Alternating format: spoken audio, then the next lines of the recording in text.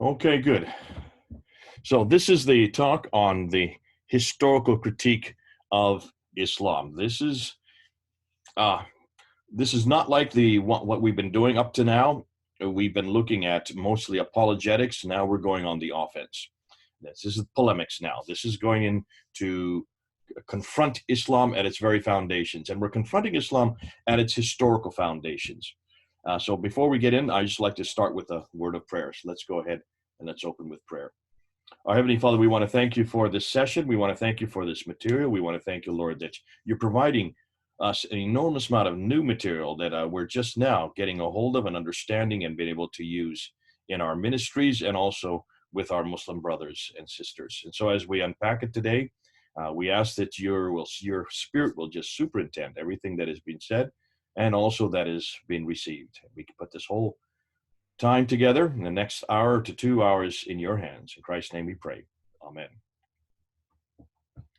Now, let me say, this is the material that we're going to introduce tonight is the beginning of lots of material on the critique of Islam historically.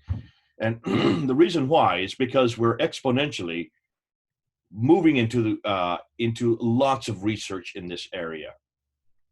So this is kind of a good introductory lecture on why we in the West, especially those of us who are Orientalists, we make no apologies for questioning Islam historically. This has been done to Christianity. In fact, historical criticism was created on the Bible. It was historical criticism against this book, the Bible, and the person of Jesus Christ, and who he was and what he did and where he lived and how he was born, and specifically on how he died and rose again. That has been around for, since the 1800s. In the end of the 1800s in Germany, places like Tübingen, University of Tübingen, Wellhausen, maybe you know that name, they were starting to ask very good questions about Christianity, asking questions such as, who is Jesus Christ? Did he exist? Who is Abraham? How do we know that we can trust the first 11 chapters of the Bible? What about the documentary hypothesis? All these kind of questions. And they start bringing up source criticism. Where are the sources for the Old Testament? Where are the sources for the New Testament? Redacted criticism. Was much of the New Testament written in the 4th century AD and the 5th century and redacted back to the 1st and 2nd century? These were good questions. And these are the kind of questions that any revelation needs to go through. But it was begun with the Bible, and it was begun in the late 1800s. And it was so devastating as these kind of questions coming out of Germany, moving into Europe, moving onto the university campuses, filtering down onto the university campuses, and then from there into the seminaries, and from there into the churches, and from there into the pews, that by 1905, it pretty well decimated the church in Europe along with Darwinianism. So historical criticism, questioning the validity of the Bible, questioning the validity of who Jesus was, what he did, what he said, questioning everything we know about the historical antecedents, the emergence of Christianity, even the questioning the historicity and the validity of the Old Testament. That historical criticism, along with Darwinianism, devastated the church. And the church has never really recovered in Europe. So that today, if you go anywhere in Northern Europe, or Western Europe, I should say, or Northern and Eastern Europe as well, roughly 5% of the people go to church. Now, the majority of people will call themselves Christians, but those who are actually believing, those who actually follow Jesus Christ, who actually live it out in their own lives, it's only about 5%. And this has been the problem, because in 1905, we had no response to this kind of criticism. And since 1905, we've gone back and we've found answers to the documentary hypothesis. We can pretty well now answer redacted criticism, source criticism, literary criticism, all the higher and lower criticisms we can now answer. And that's one reason why Christianity and the Bible and the person of Jesus Christ is the only book and the only religion that has been able to answer every one. But we were the first to be able to do that. And we were the first to go through that. And we were the first to be able then to respond to it. So that's been about 100 years that we've had that chance to do that. Islam has never done that. Islam would never do that. It is something that is unique to Christianity. We are very self-critical. And because that self-criticism has been there from the 1800s on, we're way ahead of everybody else. And that's why when I was in seminary, I studied historical criticism. I studied redacted criticism. I studied source criticism, all these literary criticisms, and I was able to then be conversant in it. And that's one reason why it's done me well when I talk to Muslims, because Muslims are one of the first to throw these criticisms at me, having read all the books that have been written on it. We are very transparent in Christianity. Now we're going to move that whole edifice of what we know as historical criticism, and we are now putting it onto Islam. And that's what we're going to do tonight. And that's what I'm going to be doing tonight. I'm going to introduce this, but there will be many lectures on this. This is not the only one. This will be the first of many on the historical critique of the Quran. This is my signature piece. This is what I'm known for all around the world. If you go up on Fander Films, and you see what I'm doing right now, you will see that I'm using historical criticism on the 7th century. I'm asking the question, is there anything in the 7th century prior to 691, that means prior to Abd al-Malik, that we can put our hands on, that we can see or we can know, that shows us that Islam existed before Abd al-Malik? Is there anything about Muhammad? Is there anything about the Mecca? Is there anything about the Quran? Is there anything written or about the people called Muslims? Or is there any thing written about the religion called Islam? Those are the 5 areas I'm investigating. Any artifact, any inscription, any letter, anything we can look at that proves that Islam existed prior to 691. And what I'm finding is I'm debunking everything. I'm being able to, and it's so easy. No one has really done this before. And that's why it's so easy to use this kind of criticism. So what we're going to do this evening is we're going to debunk Islam historically. Now, this material that I'm introducing today is not what I'm doing on Fander Films. On Fander Films, that's the newest stuff. That's the stuff that's going to be, that I'm putting into lectures. The whole sequence of the coins that I've been doing since January, those are new. That's all new material. But what we're going to do today is build the framework, build the foundation. Go do the groundwork first. So let's start and let's get right into it. And let's talk about this particular criticism. And let's go to do that. I'm going to share screen. So there is a PowerPoint. You have the outline. By the way, did you all get the outline? Do you all have the outline? Okay, great. I see. Thanks, Ben. Thanks, Anil. Okay, so you've got the outline. I'm assuming you got it in front of you. What I'm going to do now is share screen, and we're going to go right through the PowerPoint. Now, the outline follows the PowerPoint. I had to take all the slides from the outline and put it into Microsoft Word. So I did that yesterday for you all. So you all have it now, so you can keep it. But we will be following the PowerPoint, and the lecture itself will follow the PowerPoint as well. So let's go ahead and put it on, and let's bring it up, and we can then get started.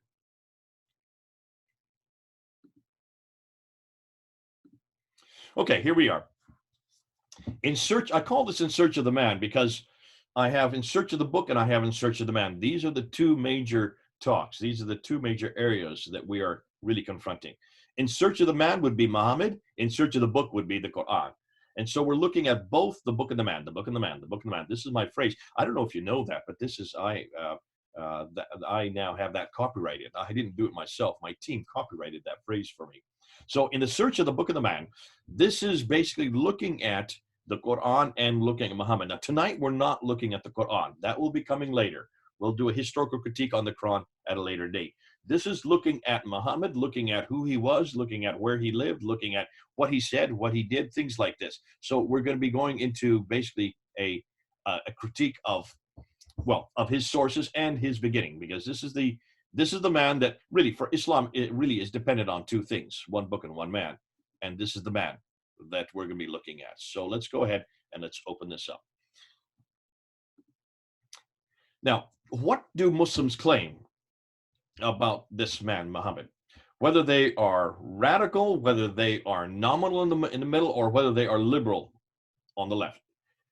It does, well, except for the liberals, possibly not the liberals over here on the left, but everybody else makes a number of claims about this man, Muhammad. So let's go look at those claims. First and foremost, they would say that for the last 1,400 years,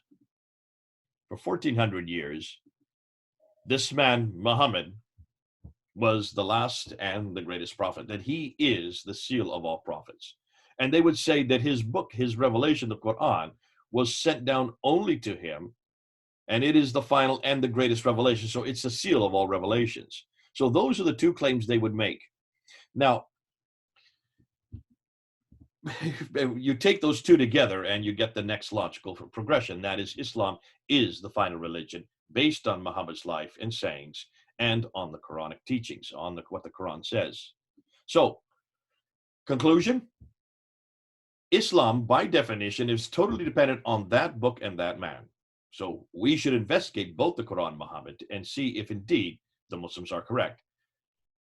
To do this, for this study, we're going to start with Muhammad and the emergence of Islam, because Islam really emerged with him. Now, Muslims, when you get into a conversation with them, they will say, no, no, no, no.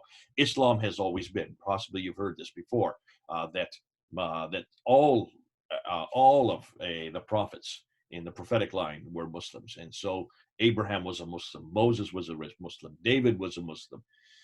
Isa, Jesus, obviously was a Muslim. So they would say that Islam has always been, from the time of Adam. Many will say that from the time of Adam, Islam has always existed. But what has happened is that over the centuries, the Jews corrupted that which God had given to all the prophets. Remember, the belief in Islam is that every prophet has a book. And therefore, there's 125,000 prophets. So there's 125 books out there. But the only four that have remained are the Taurat, which is the Torah of Moses, would be the Zabur, which would be the Psalms of David. The Injil would be the Gospel of Jesus Christ, and the Qur'an, which would be the book of Muhammad. So those are the only four that have been retained. Rather clumsy of God that he's lost all the others, or clumsy of all those prophets and their descendants for having lost so many of the other revelations. Nonetheless, what they would say is that with each subsequent revelation, they got corrupted. And so that's why God had to send another revelation and another one. And so the revelation that came to Jesus Christ, the most recent revelation, it was corrupted by the Christian church. And the Taurat and the Zabur were corrupted by the Jews. And so as a result of that, that's why Muhammad had to come. So he was the final prophet that came to then receive the final revelation, which is why they call it the seal of all revelation. It now seals every revelation that comes previous to that, and it seals every prophet who comes previous to Muhammad. So that's why we need to then look and ask this question: what exactly are they claiming? And here is the classical account. This is the account everyone of you have heard. This is the only account that I've ever grown up with. This is the only account I'm sure you've ever grown up with. It's the only account that is taught in our schools, in our Bible schools, our seminaries, in our universities, you name it. And it's this account that you see in front of you right now. This is called the classical account. And it starts with the premise that Muhammad was born in 570. And he was born to, his father was Abdullah, but Abdullah died about 6 months before he was born. This is what we call know as the traditional account. This comes from the Muslim traditions, okay? That's why I'm bringing it to you now. And so then they say that he lived in Mecca. His mother, Amina, she died soon after his birth, so he was given over to his uncle, Abu Talib. And so he grew up with Abu Talib in his formative years. And then he would go up to a cave called the Hira Cave, about a few miles outside of Mecca, and he would meditate. And one day, in 610, so this is the year 610 now, the angel Jibril appears to him. Well, he didn't know it was an angel at first, and so this being appears to him inside this cave and says, Ikra, which means recite or read. And his response was, Ma ikra, I cannot recite, I cannot read. So the angel squeezed him, then repeated again, Ikra, and his response was Ma ikra. And after each time he would be squeezed by the angel, finally he leaves Muhammad alone after 3 times doing this, of demanding him to read. He says, I cannot read, squeezing him, demanding, cannot, squeeze. He then lets him go. And Muhammad returns back to Mecca hurriedly, goes to his wife Khadija. He only had one wife at that time. She was about 25 years older than him. And he recounted what he had just said. She had him sit on one leg and then asked him, is this an angel who's speaking to you? She let him sit on another one of her legs while she was sitting down and asked the same question. And then she disrobed in front of him. And while she was naked, she asked him, is this truly an angel who is speaking to you? knowing that an angel would not stay if she was naked. And when he said, yes, this was an angel, she knew he was telling the truth, that this was, must have been a true angel. So she goes to her cousin, who's named Waraka ibn Nofal, who is a Nestorian Christian. And you've heard this story before. She then tells him to repeat what he had just said to her, to the Waraka ibn Nofal. And he is the one that turns to Muhammad and says, truly, are you a prophet? This was an angel. You will now receive revelation. So it was a Nestorian Christian who then gives him his authority as a prophet. One of the ironies of history. So from 610 all the way to 622, those are known as the Meccan Revelations. As I've said earlier in other talks, if you take a Quran and just turn it, cut it in half, the first part, this part here are the Meccan Revelations. Sorry, the second part. Did I say the first part? Slap me in the mouth. That's not right. I made my first mistake today.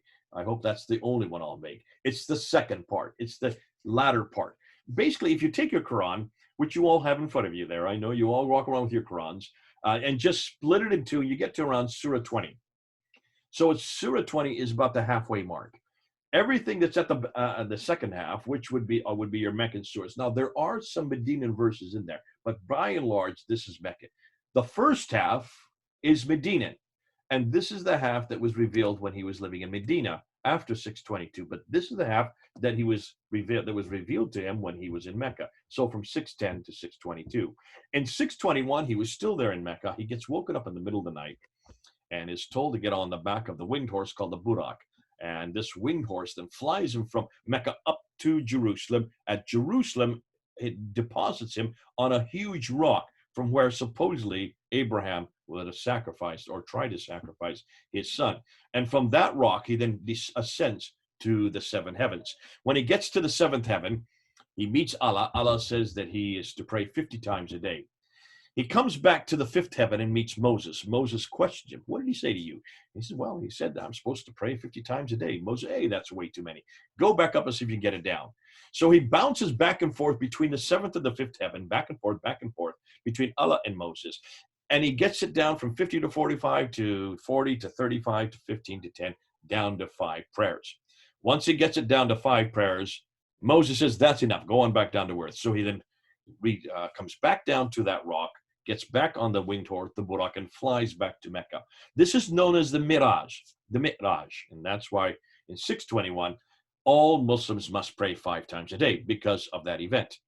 And that's right there in Jerusalem, where the Dome of the Rock is now built today. We're going to talk a lot about the Dome of the Rock later on in this talk. But hold on, this is the narrative that we're getting from the Muslims themselves. So this is not the place to introduce that. In 622, then, he gets a commission from the Ansar, the people who are the natives, the Arabs who are native to Medina. They're having problem with the Jews. They do not get along with the Jews. The Jews are the merchants. They're by far the most wealthy people in Medina.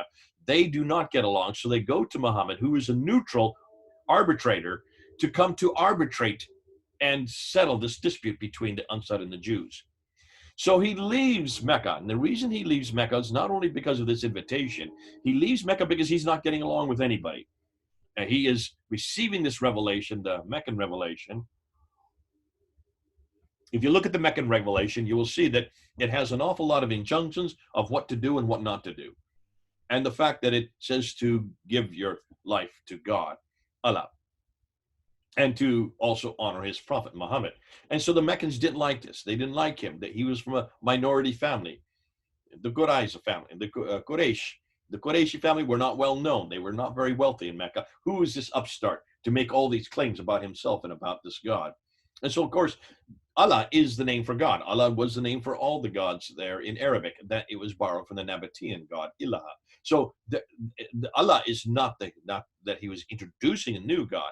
It's just that he was introducing a new revelation, a new pronouncement, and he was at the height of it, of that pronouncement. And so he was not at all popular in Mecca. So it was easy for him to leave Mecca, go to Medina, and become a neutral arbitrator. So he did not have much power in Mecca.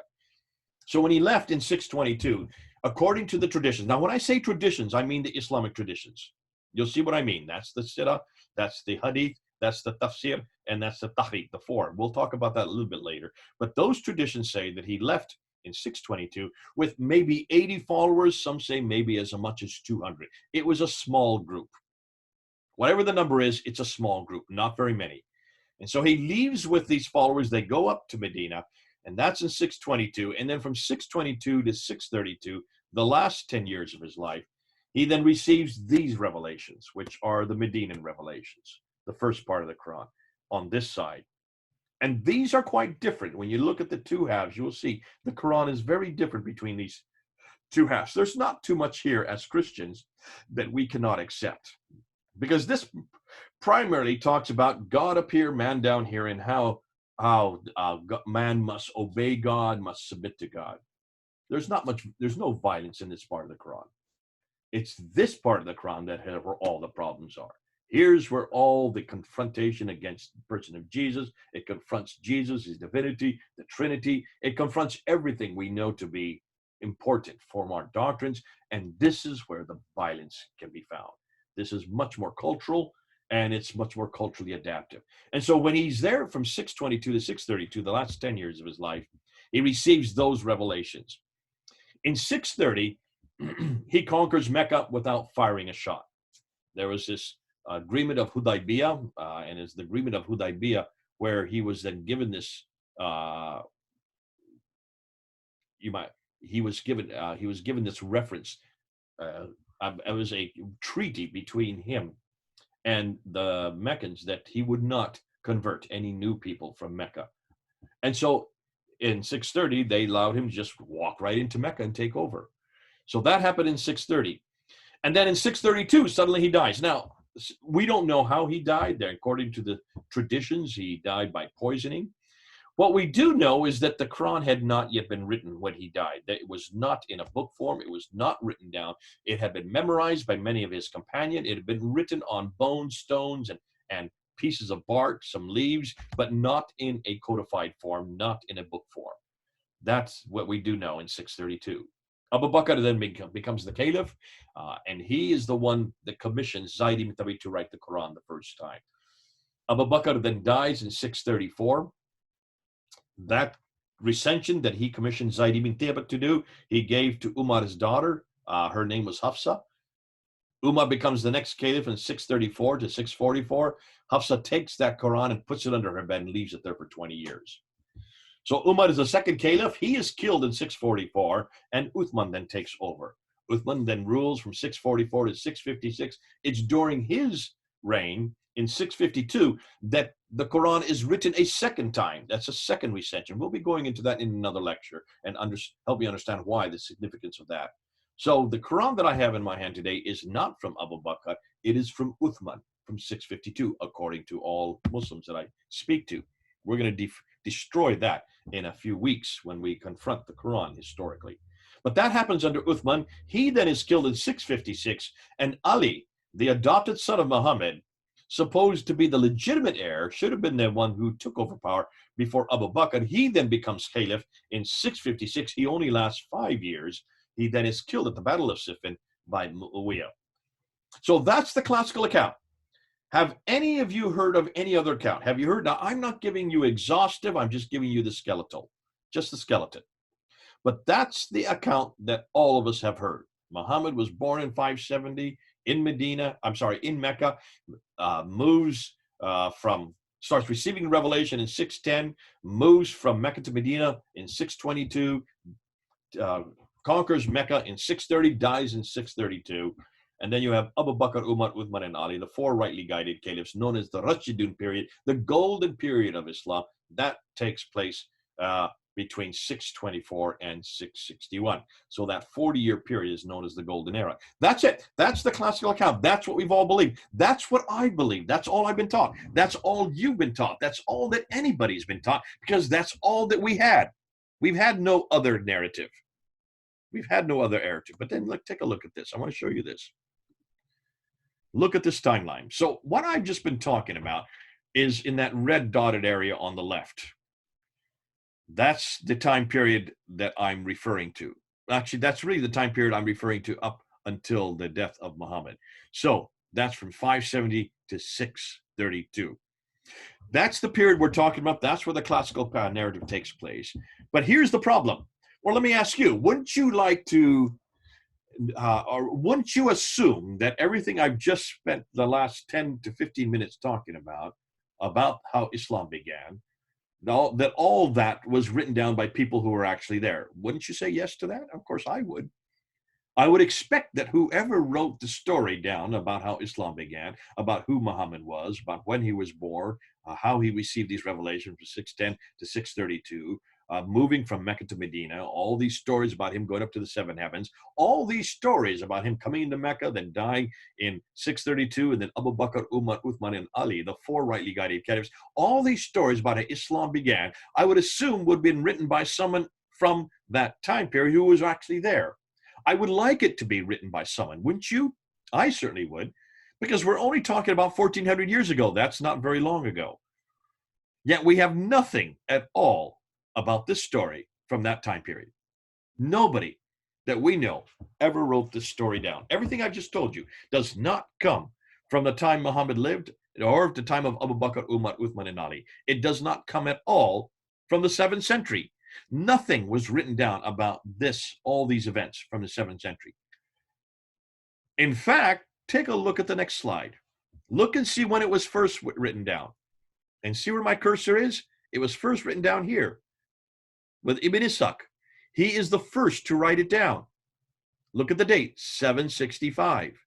765, that's the mid-8th century. That's 130 years later. But we have nothing of Ibn Ishaq's. Nothing exists today. There are no extant copies. That's all been lost. Rather clumsy, don't you think, of losing something that important. So who do we go to? We go to Ibn Hisham, 833, right here. This is the man that takes what he liked of Ibn Ishaq and threw away what he didn't like. So it was really it was very subjective. He threw away much of what Ibn Ishaq wrote and only retained what he really wanted. So he is the one that first writes down the story of Muhammad, Ibn Hisham. And look at his dates, 833.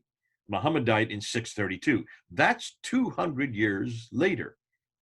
Then you have the sayings of Muhammad. They're probably much more, much bigger. We've talked about this before. So a lot of this is review for you because we've gone through this with the story of Muhammad. It is al-Bukhari who then writes down the sayings of Muhammad, and he dies in 870. So between 850 and 870, you get the sayings written down. He was given 600,000 of these akhbar, and out of the 600,000, he whittles it down and throws out everything except for 7,397. So basically 7,400 of these sayings. He throws out 98% and only retains 2%. That's around 870. And then there's others that come after him, other sayings, other groups of same compilations. You have Sahih Muslim, you have Ibn Dawud, you have Tirmidhi. Now you have all these 6 major compilations, but they all come after al-Bukhari, after 870. Then we have the last genre are known as the Tafsir and the Tahriq, and they are all written down by this man here, Al-Tabari. He's the first to write them down. And look at his date, 923. So everything we know about what happened here in this era from 570 to 632 does not get written down until this era from the 9th and 10th century. Everything we know about in the 7th century doesn't get written down till the 9th and 10th century. There you can see the dates of the classical account. Ibn Ishaq, 765. We don't have his manuscripts. We don't even know if what he said is what he said. We have no idea since nothing has been retained. Ibn Hisham, 833. Al-Bukhari, 870. Al-Tabari, 923. Now, I wonder, does that bother any of you? That bothers me enormously. Because if everything we know that happens in the 7th century is not written till the 9th and 10th century, 200 to 300 years later, how can you trust any of it? Nothing is written down in that intervening period. Everything they know and everything they write about, they get from a list of names of so-and-so who got it from so-and-so, who got it from so-and-so, who got it from one of the companions of the prophet. That's all oral tradition. It's nothing more than like Chinese whispers that you play in a birthday party or telephone or whatever the name you want to give to it. But that is not something that I would trust. And that's why when you look at the person of Jesus Christ, look at Christianity. Now, let's do a comparison. We know that The writings of Paul start to appear in within 15 years of his death. Within 15 years, up until 62 AD, Paul was writing his letters, and these were sent to the different churches. We know that the gospel account, 3 of the gospel accounts, Matthew, Mark, and Luke, were written by 60 AD. So within 40 years of Christ's death, you have 3 of the gospels. The Gospel of John was written much later, around 90 AD. So everything we know in the New Testament about who Jesus was, what he did, and what he said were written between 15 to 60 years after his death. Whereas everything we know about Muhammad, who he was, what he did, and what he said, is written 200 to 300 years after his death. Which is more authoritative? Well, you can see the answer to that would be what we know of Jesus is much more authoritative because it's much earlier. It's much closer to the event. And it was written by eyewitnesses. Matthew and John were eyewitness to everything they saw. Everything they wrote, they saw. They were with him for 3 years. So they knew exactly who Jesus was, and they knew what he did, and they knew where he went, and they knew what he said. The others who wrote down about Muhammad were not eyewitnesses. Remember, of the four gospel accounts we have, 2 were eyewitnesses and 2 were not eyewitnesses, but they got it from the eyewitnesses. Whereas in Islam, everything we know about Muhammad, everything we know about how Islam began, were not from any eyewitnesses. None of them lived anywhere near there. They lived hundreds of years later, and they lived hundreds of miles away. Bukhara, from Bukharistan. Tabari, from Al-Tabari. Al-Tabaristan. These are hundreds of miles. These are up in near Uzbekistan, near north of Iraq and Iran.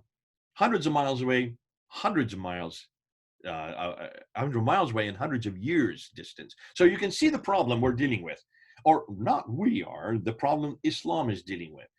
As a comparison, if we had to depend on sources for our Lord Jesus Christ, comparable to those Muslims have for Muhammad, Jesus would not begin to appear in any written form until the 3rd century. There would be nothing written about him until the early 3rd century.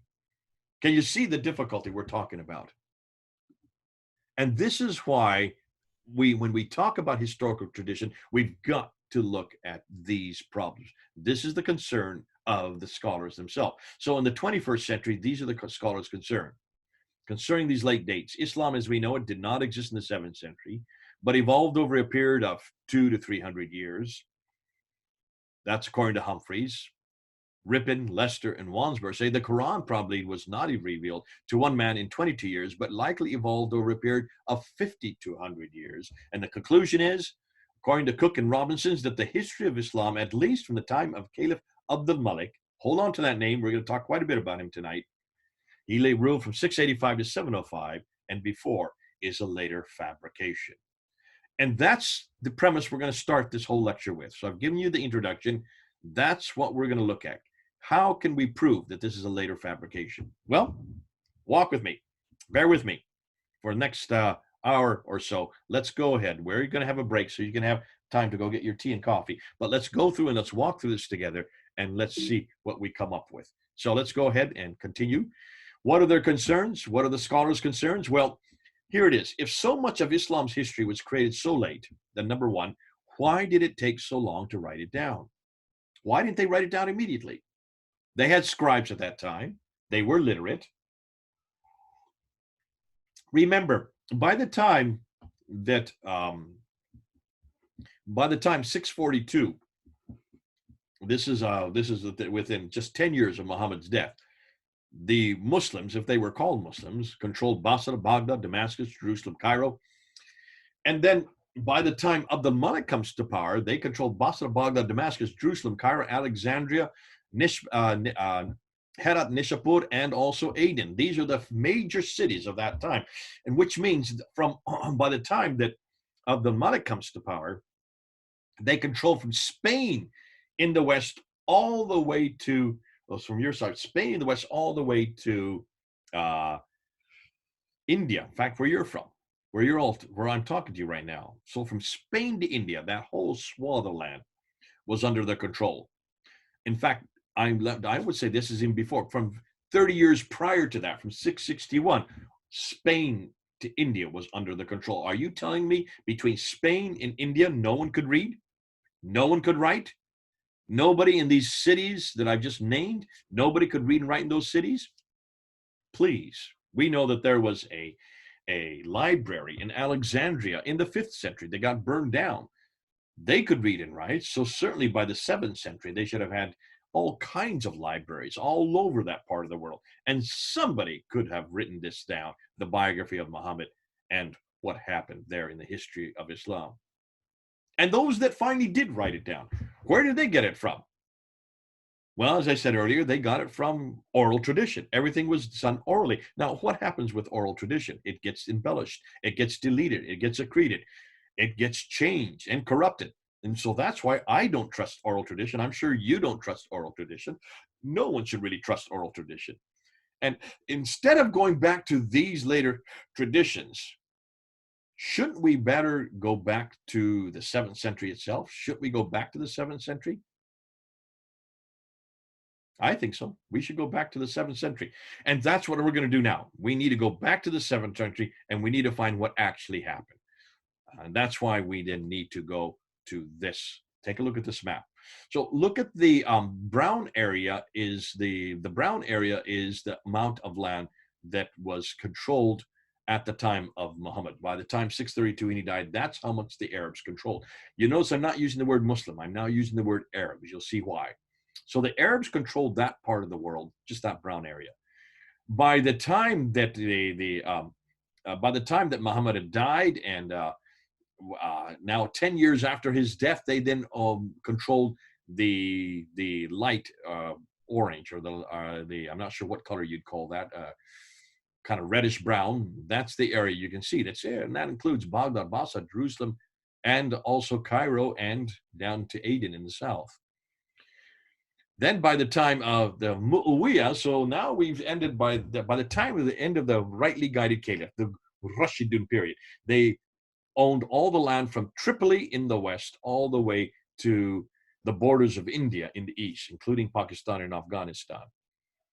So that's a huge swath of land, and this is the area that we're going to talk about the most. So by 661, they owned all of the reddish brown and the reddish and the pink area and the brown area. All right, keep that in mind as we continue on now. So here is the historical critique that I'm going to introduce tonight, and the scholars that I use to get to the conclusions that I've come to are listed there on your screen. Dr. John Wansborough, head of department at School of Orient and African Studies in the University of London, wrote 2 books in the 1970s called Quranic Studies and another one called Sectarian Milieu. These are the 2 books that just destroyed everything. These are the first 2. Well, then everything. Sorry, I'm getting a little bit hyperbole there.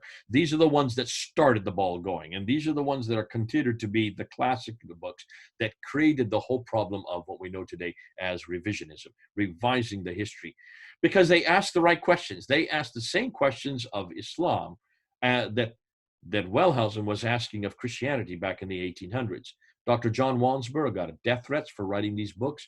He then had to stop all that he was doing, and he moved to France, and he stopped, and he just looked at trade law for the rest of his career. Dr. Gerald Hawting was the man I studied under when I was at SOAS. I studied there at SOAS as an occasional student back in the 1990s, 93, 94, and 95. And while I was studying under John Hawting, I'd already had my degree in Islamics by that time. I wasn't getting a degree there, so as I didn't need to. I already had a master's in Islamics. But he was the one that introduced me to John Wansborough's material, and he started introducing me to other people like Patricia Corona, who is the next in line, and Dr. Andrew Rippin, who's coming after him, and Dr. Robert Hoyland, who comes down after him, and Yehuda Neville, all of these Orientalists, these scholars of high repute. Gerald Hawting was the first one to introduce this material to me. I remember when I was in his class on this material that I'm going to introduce right now. This was in 1994. So we're talking about 26 years ago. I've been working on this. 26 years, I remember first hearing about it, and I had never heard any of this when I was at his class. There were 50 students in our class, and within 2 weeks, all the Muslims, except for 2, about 20 of them, left the class. And as they were leaving, they would slam the door and yell something really irreparable to Dr. Hawting. It was very difficult because all Dr. Hawting was doing was asking historical questions, and they would not have anything to do with it. The only two that remained for the whole class became friends of mine. I actually was able to go through the whole year with them, and we engaged back and forth, and it was great having them along. One was a convert to Islam. I don't think he's a convert anymore, primarily because of this material. But he is the one that actually unpacked it best that I found. Dr. Gerald Haunting, he was head of department at SOAS at that time. He's now retired. But it was the material from Dr. Patricia Corona. Dr. Patricia Corona is a woman. She is from Denmark. She studied under Wandsborough, got her doctorate there at SOAS in London. She then went on to Oxford University and wrote a book along with Dr. Michael Cook, who was also they were both at the university at the same time. They both got their doctorates together. And Dr. Patricia Corona could read and write 15 archaic languages. I don't know how many of you can read and write 15 archaic languages, but this was this is amazing, her ability. And she was able to go right back to all the original documents and read them in their original language. And then that's why she was so far ahead of everybody else in the world. Nobody, I don't think, hasn't equaled her and will equal her for a long time. So she was at Princeton University. Let me back up. She was at Oxford University when she wrote Hagerism along with Dr. Cook, which is a what if scenario, similar to what I'm doing tonight. And then she wrote a book in 1998 called Meccan Trade and the Rise of Islam, either 1997 or 1998. And it was those two books, especially the Meccan Trade, that created a huge havoc amongst the Muslims in the Western world. Because she did what Muslims should have been doing for the last 14 years, and finally she looked at all the original sources in the original languages, and she came up with conclusion after conclusion after conclusion. I was challenged to do a debate in 1995, 25 years ago at Cambridge University. By this time, she had written this book. She got death threats on the people. Muslims were claiming they were going to kill her for what she had written. She had to leave Oxford and she moved to Cambridge. And so it was at Cambridge that I was going to do this debate with Dr. Jamal Badawi in 1995. And I went up to see her and I spent an afternoon with her. And she went through all my notes and she said, well, that's a good idea. Here's a better idea. Here's a better way to put it. Why don't you put this in?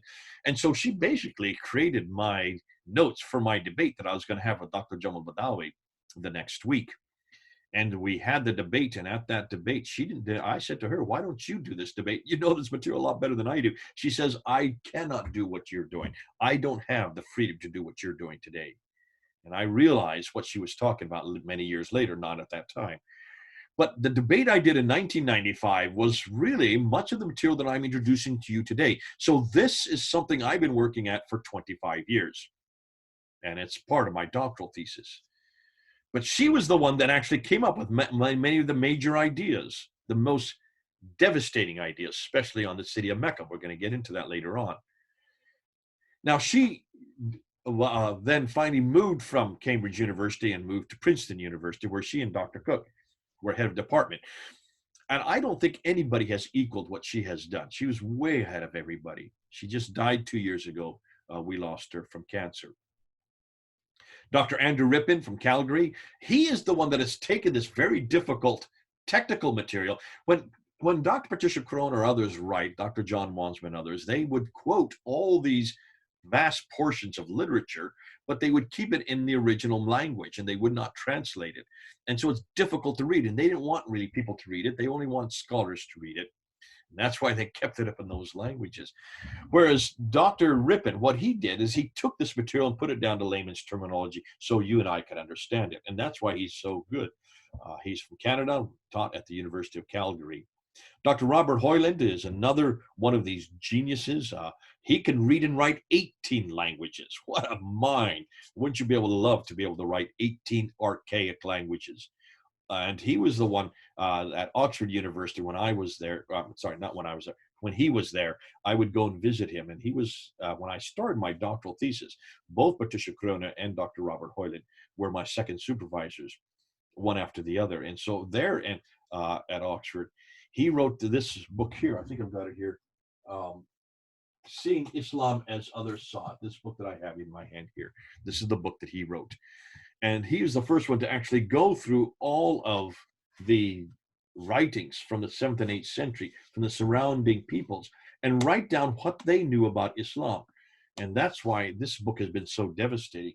And many Muslims have tried to refute it. They can't, because he just went and used historical criticism, the very same type of criticism we're using tonight. Dr. Yehuda Nevo was from Jerusalem, from Israel. He was at University of Jerusalem. He was the first to go and actually look at the inscriptions, all the inscriptions in the Negev Desert, in that area of the world. And he looked at the Arabic inscriptions, and he tried to unpack them and make sense of them. So he was the first to do that. And then we have the German school, and that includes Dr. Gunther Lulling, Dr. Gerhard Quinn, Dr. von Boltmer, Dr. Oleg. These are all the Germans. They have done the best work on the Quran itself. They're the ones that have gone through all the material. I'll be using their material in a later lecture on the Quran, asking the same questions of the Quran, what we're asking of Islam. But there have been 3 books and 2 documentaries which are paving the way. One book, and this is the one that I recommend to everybody. It's called In the Shadow of the Sword, written by Dr. Tom Holland. You can see the UK version and the US version. I don't know which version they actually sell there in India, but you can get it on Amazon. Go ahead and pull it down. I think everybody should get this book. He wrote this between 2006 and 2012. I was there when he first started it. I was the one that recommended he write this book, because he's such a great historian. He has written bestsellers there in Britain. Some of the bestsellers that are around are his. Persian Fire. I forget the names of the other bestsellers, but because he wrote about the Byzantine world, he wrote about the Roman world, and he also wrote about the Sassanians. Persian Fire would be the Sasanian world. He was the one that was best, I thought, fitted to write the next chapter. And I asked him about this back in 2006, if he would go to the next chapter, which I said to him, I remember saying, now you've written about the Byzantines and the Romans, and you've written about the Persians, why don't you write who comes next? And he says, well, that's the Islam, right? I said, yes, why don't you do that? She said, oh, that'll be fun. He normally writes a book in every 3 years, but this book took 6 years. And the reason why is because there's no source. There's nothing from the 7th and 8th century that he could go to find out about Islam. And that's what he's done with this book. He pretty much unpacks what he could get, and he bemoans the fact that there's nothing there that he could put his pen into. And so that's why he starts from this premise that if we have a religion that's based on material that's 200 to 300 years later, that should be a problem. So let's go back to the 7th century, read that book and enjoy it, unpack it. He then did a documentary, about an hour-long documentary that he introduced in 2012, in August 28th of 2012, called Islam, the Untold Story. Put it up on Channel 4 television there in United Kingdom. I was there and I watched it August 28th. And what it does is he takes everything that was in that book that was salient, and he puts it and brings it into just an hour, maybe it's an hour and a half. Now, he didn't come to any conclusions. He was very careful not to come to any conclusions because he did not want to hurt the sensibilities of Muslims. And so he would take a scholar from Georgetown University, a Muslim scholar, with him, and he would say, well, here's what I found. What do you think? Here's what I found. What do you think? He would ask him his opinion. And of course, after a while, this scholar all he could say was, well, who cares? We have 1.8 billion Muslims. They believe in this, so therefore that's important. You can see he had no response. He had no retort. It was much like Dr. Jamal Badawi when I introduced 10 historical challenges at my debate in 1995. He had no response to any of these 10 challenges because he never heard them before. This is all brand new to him. He never, ever come to Islam from a historical standpoint, never looked and asked these kinds of questions, because Muslims don't want to ask these kind of questions. They don't like this kind of material. They don't think it's relevant. They think that historical criticism is only for Christianity and for the person of Jesus Christ, not for Muhammad, and certainly not for Islam.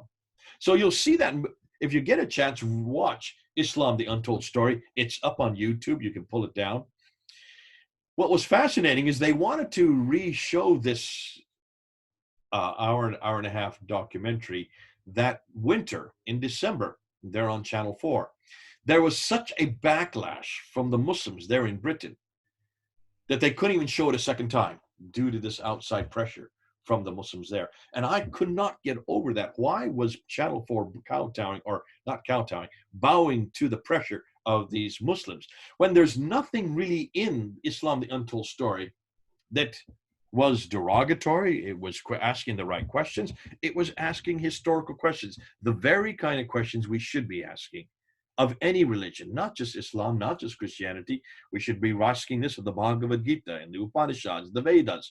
We should be asking this of the Granth Sahib from the Siddharthis. We should be asking any revelation that is there about any religion. We should ask these historical questions. And yet they wouldn't let them show this a second time on Channel 4 television. But the book the man that I want to use for an awful lot of my material today is this man here, Dan Gibson. Dan Gibson has written a number of books. This is the Nabateans. You can see it on your screen there. This is the precursor. He wrote this actually for the government there in Jordan. They commissioned him to write this book, the Nabateans, Builders of Petra. And this is a book that is a precursor to everything we're going to be doing tonight. He then wrote this book here, the Quranic Geography. Quranic Geography is it's a tome, and he wrote this in 2011. And this one really unpacks an awful lot of the geographical problems with the Quran. We'll say a little bit more about that later. And then he did The Sacred City, which is a documentary, which I think you have in Hindi. In fact, I think the Hindi version, Hindustani version, is the most popular. I think over 1 million people there in India have watched it. So if you have a chance, go up to Dan Gibson's YouTube site. Just go onto YouTube, put Dan Gibson, and then you will go right to his site and then scroll down to the different videos until you get to the Hindi one and watch it. It's about an hour to 2. I can't remember if it's 1 hour or 2 hours long, but it takes an awful lot, which is that material that's in this book, and it unpacks it for you in a documentary form. That became so controversial and so outspoken that he finally had to write this book, The Early Islamic Qiblas, which he wrote in 2017, so just 3 years ago. And this is the book that really unpacks. It's got lots of color. It's really a very well written book. It's got graphs, color, it's got pictures, it's got a lot of history. It's very easy reading. And this is the book that just came out 3 years ago, of which I'm going to be using an awful lot tonight. An awful lot of his material from that book I'm going to be introducing tonight because of its importance. Dan Gibson is a Canadian. He is an archaeologist. His father was an archaeologist. His grandfather was an archaeologist. And he spent from 79 till 2005, so 25 years. 2004, sorry, that's 25 years. He spent in the Middle East. He spent amongst the Bedouins. He went from place to place to place to place, and he learned the language, came alongside the Bedouins, and he went to all these mosques, early Islamic Qiblas, to find the Qibla. The Qibla is the direction of prayer. And he wanted to go to all these different mosques and find where the Qibla was. He is the only one to have done this. He is the first in the world to have done this. Nobody has ever gone and did what he did.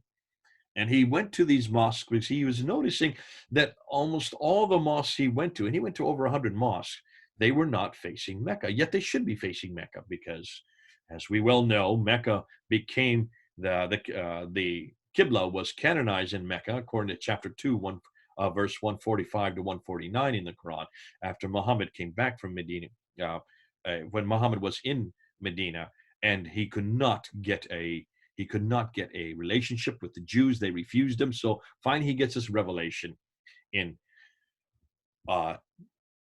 624.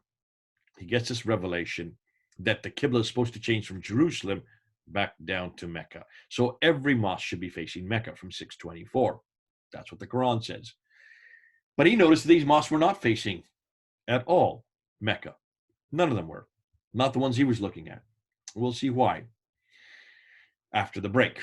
So then he start putting up videos on YouTube. There you can get Talking with Dan Gibson. Go and look at those YouTube videos and unpack. There's lots up there, and he keeps putting up new ones because this is still ongoing research. He's not stopping. He's still continuing with his research on these Qiblas, but he's the one that I'll be using most. Now, I'm going to start, before we stop for break, I'm going to start with their findings. I'm going to start with their conclusions before I prove their conclusions. So here are their findings. These are the findings of the scholars. First and foremost, what they have found is that the first Arab inscription referencing Muhammad is not dated till 691. Remember, Muhammad died in 632. So for 60 years, none of these Arabs knew who this man was. They were not referencing him. Others outside of the Arab world were referencing him. We'll talk about that. But not any Arabs. And that's why I'm using the word Arabs and not Muslims. So no reference to him until 690. There's no reference to people called Muslims until the 690. So what did these people who were going to Basra, Baghdad, Damascus, Jerusalem, and Cairo, who were conquering these great cities, who came conquered right after Muhammad died in 632, what did they call themselves? They call themselves Saracens, which is the name for the Arabs of that world. They call themselves Hagarines because they saw themselves in the line of Hagar to Ishmael on up to date. So from Abraham through Hagar to Ishmael. They thought that's why they call themselves Ishmaelites, because they are in the line of Ishmael. They use the term Maghreb because they are from the Maghreb. And they use the term Mahajurun. Mahajurun means people of the Hijrah, people of the Exodus, people who are nomadic. So these are the names they gave themselves. There's no reference until the 690s for the word Muslim. Nor is there any reference for the word Islam. This is first introduced on the Dome of the Rock in 691.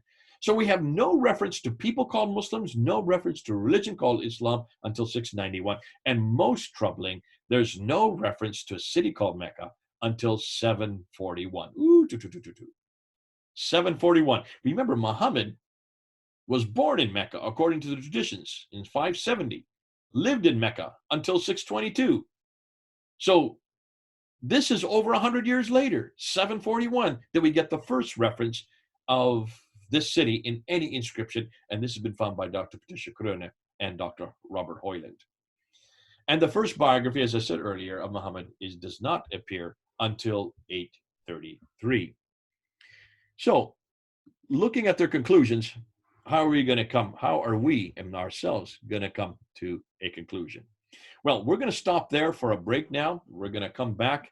We're going to take a break for about 5 to 10 minutes. So go and get your coffee, go and get your tea, go get something to eat, stretch yourself, then come on back. And in about 5 or 10 minutes, we'll go ahead and start again. All right. Until then, this is Jay. Over and out.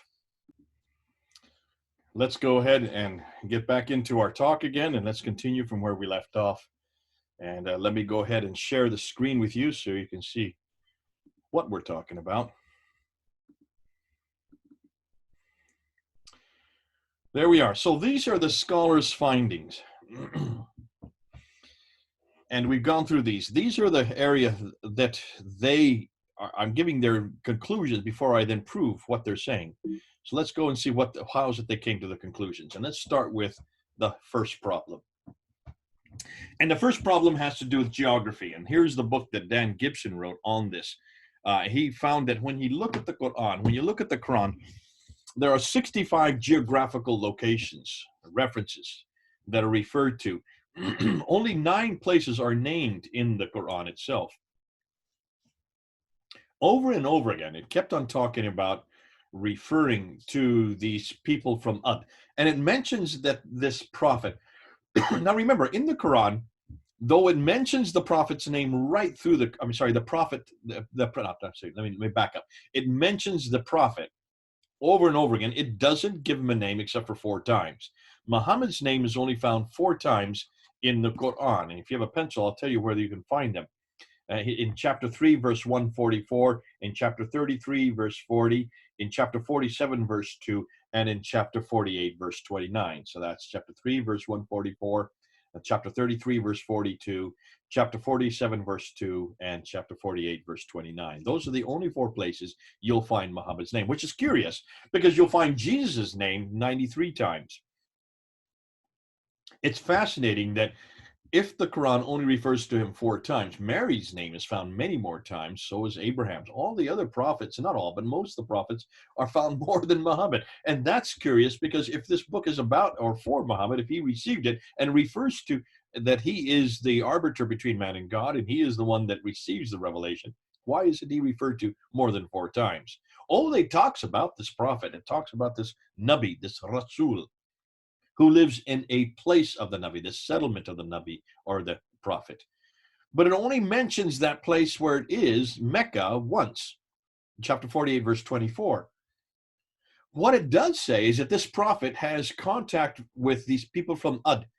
23 times he has contact with these people from Ad. What is Ad? Ad would be the biblical Uz. So we know about Ad. We know about the people of Uz or Uz. 24 times he has contact with these people from Thamud. That would be the Nabateans. The Nabateans that Dan Gibson wrote this book about, the Nabateans. So these people from Nabatea, here, the Nabateans, they are well known. We're going to talk more about them. Exciting people. 7 times he talks about these people from Midian. Midian, we know about the Midianites. So the people from Uz, the Nabateans, and the Midianites, we know about. They're in the Bible. The problem is, take a look on the map on the right, and you'll see where they are. They're way up north. They're way up 600 miles further north than Mecca. Mecca is right at the bottom of the map. So if he was having contact, this prophet was having this contact with these people from Ad, Thamud, and Midian, he's way down in the south. How would he get up 600 miles to meet them and come back down in the same day unless he had a helicopter? They didn't have helicopters that I'm aware of back in the 7th century. So you can see the problem here. None of these people are near Mecca. None of these people are near the Hijaz where he lived. None of these people are near him. They're 600 miles too far north. And that's the difficulty right there. Gibson found that out, and he said, this has got a problem. We've got to unpack this. We've got to see why. When you do a comparison between the Quran and the geographical allocation of the Quran and just the Gospel of Luke, take a look at the Gospel of Luke and do this parallels back and forth, and you will see that there are no parallels in the Gospel. In the Quran, there are 65 geographical references. In the Gospel of Luke, there are 110, many more in the Gospel of Luke. What's fascinating, of the 65 geographical references and the 9 places named, none of them fit where Mecca is. They're 600 miles too far north. They're all in the wrong place. When you look at the 110 geographical references in the Gospel of Luke, 31 places are named, not just 9, 31 are named. They're all in the right place. They all belong. So just doing this comparison, you can see with the Gospel of Luke, we've got the right man doing the right thing, doing the right time, in the right place. Not the case with the Quran. Wrong man doing the wrong thing at the wrong time in the wrong place. And that's the difficulty that he found with the Quran. He wanted to find Mecca. And the problem is, it's only referred to once in the Quran, chapter 48, verse 24, and it doesn't say much. It just says, and he it is who hath withheld men's hands from you, and hath withheld your hands from them in the valley of Mecca, after he had made you victors over them. Allah is seer of what you do. So we do know that this place is in a valley. Behold, the first temple ever set up by mankind was indeed the one at Bakka, rich in blessing and a source of guidance unto all the world. That's in chapter 3, verse 96. So is this Mecca or is this Bakka? Could it be the same place? It has a different spelling. It has different cases. But nonetheless, people have wondered. What we do know is, according to Islam itself, according to traditions, these are much later traditions now. Remember, these are the 9th and 10th century traditions. This is just the Quran. We're looking at the Quran right now. Let's see what the Quran says, not the traditions. When you look at the Quran itself, in chapter 3, verse 96, it's the first sanctuary appointed to mankind. If you take and you use Bakka as Mecca, it is the mother of all settlements, according to Surah 692 and chapter 42, verse 7. Nowhere does it say Mecca is. It just says this place of the prophet is the mother of all settlements. According to chapter 7, verse 24, Adam and Eve are thrown out of the Garden of Eden. We don't know where they're thrown to. We have to go to the traditions. In the tradition, it says that Adam was thrown to India in Kerala, and Eve was thrown to Mecca. So she is thrown down to Mecca. Adam then gets up and strides right across India, right up over through Afghanistan, all the way over to the Middle East, and arrives in Mecca to join Eve after they're thrown out of the Garden of Eden. According to chapter 21, verse 51 to 71, Abraham comes down. Now, it doesn't say Mecca in the verse. It just says he comes down and he goes into the Kaaba. So the Kaaba is referred to, but remember, there are many Kaabas. Every town has a Kaaba. Every major city in the Middle East at that time had Kaabas. Nonetheless, he goes into the Kaaba and destroys the idols. That's in chapter 21. So certainly what we're seeing here is that this city of the prophet was at the very beginning with Adam and Eve. This city of the prophet was also there at the time of Abraham. That's 1800 BC, 1900 BC, excuse me, not 1800. And according to, it's inferred that Muhammad lived there, was born there, grew up there. So that would be between 570 and 622. And that the Qibla was canonized, was changed down to this place in chapter 2, verse 149 to 150, though it doesn't say the word Mecca. It just says from to the place of the from Jerusalem down to the Great Mosque. That's in chapter 2, verse 149 to 150. And the word Qibla is there. So only one reference to Mecca in the entire Quran, chapter 48, verse 24, but reference after reference after reference that this was this place, whatever this place is called, but the place of the prophet, where he was born and grew up, that this existed from the time of Adam and Eve. So it's the oldest city in the history of mankind, if those are all correct. What we do also know about this place where the prophet lived, now here we're going to go to the traditions. And when you go to the traditions, it is referred to as Mecca, because these traditions are now from the 9th and 10th century. So way back in the 9th and 10th century, we start to see reference after reference about this city. That it's in a valley, in a parallel valley. We see that in Ibn Ishaq and Al-Bukhari. That it's that has a stream going through it. We see that in Al-Bukhari. That it's outside it are ruins and a pillar of salt where the wife of Lot was turned into salt. We see that in Surah 37 of the Quran. That it has fields. Al-Bukhari talks about that. That it has trees, grass, fruit, clay, loam. We find that in Al-Tirmidhi, Al-Bukhari. We also find that in Al-Tabari.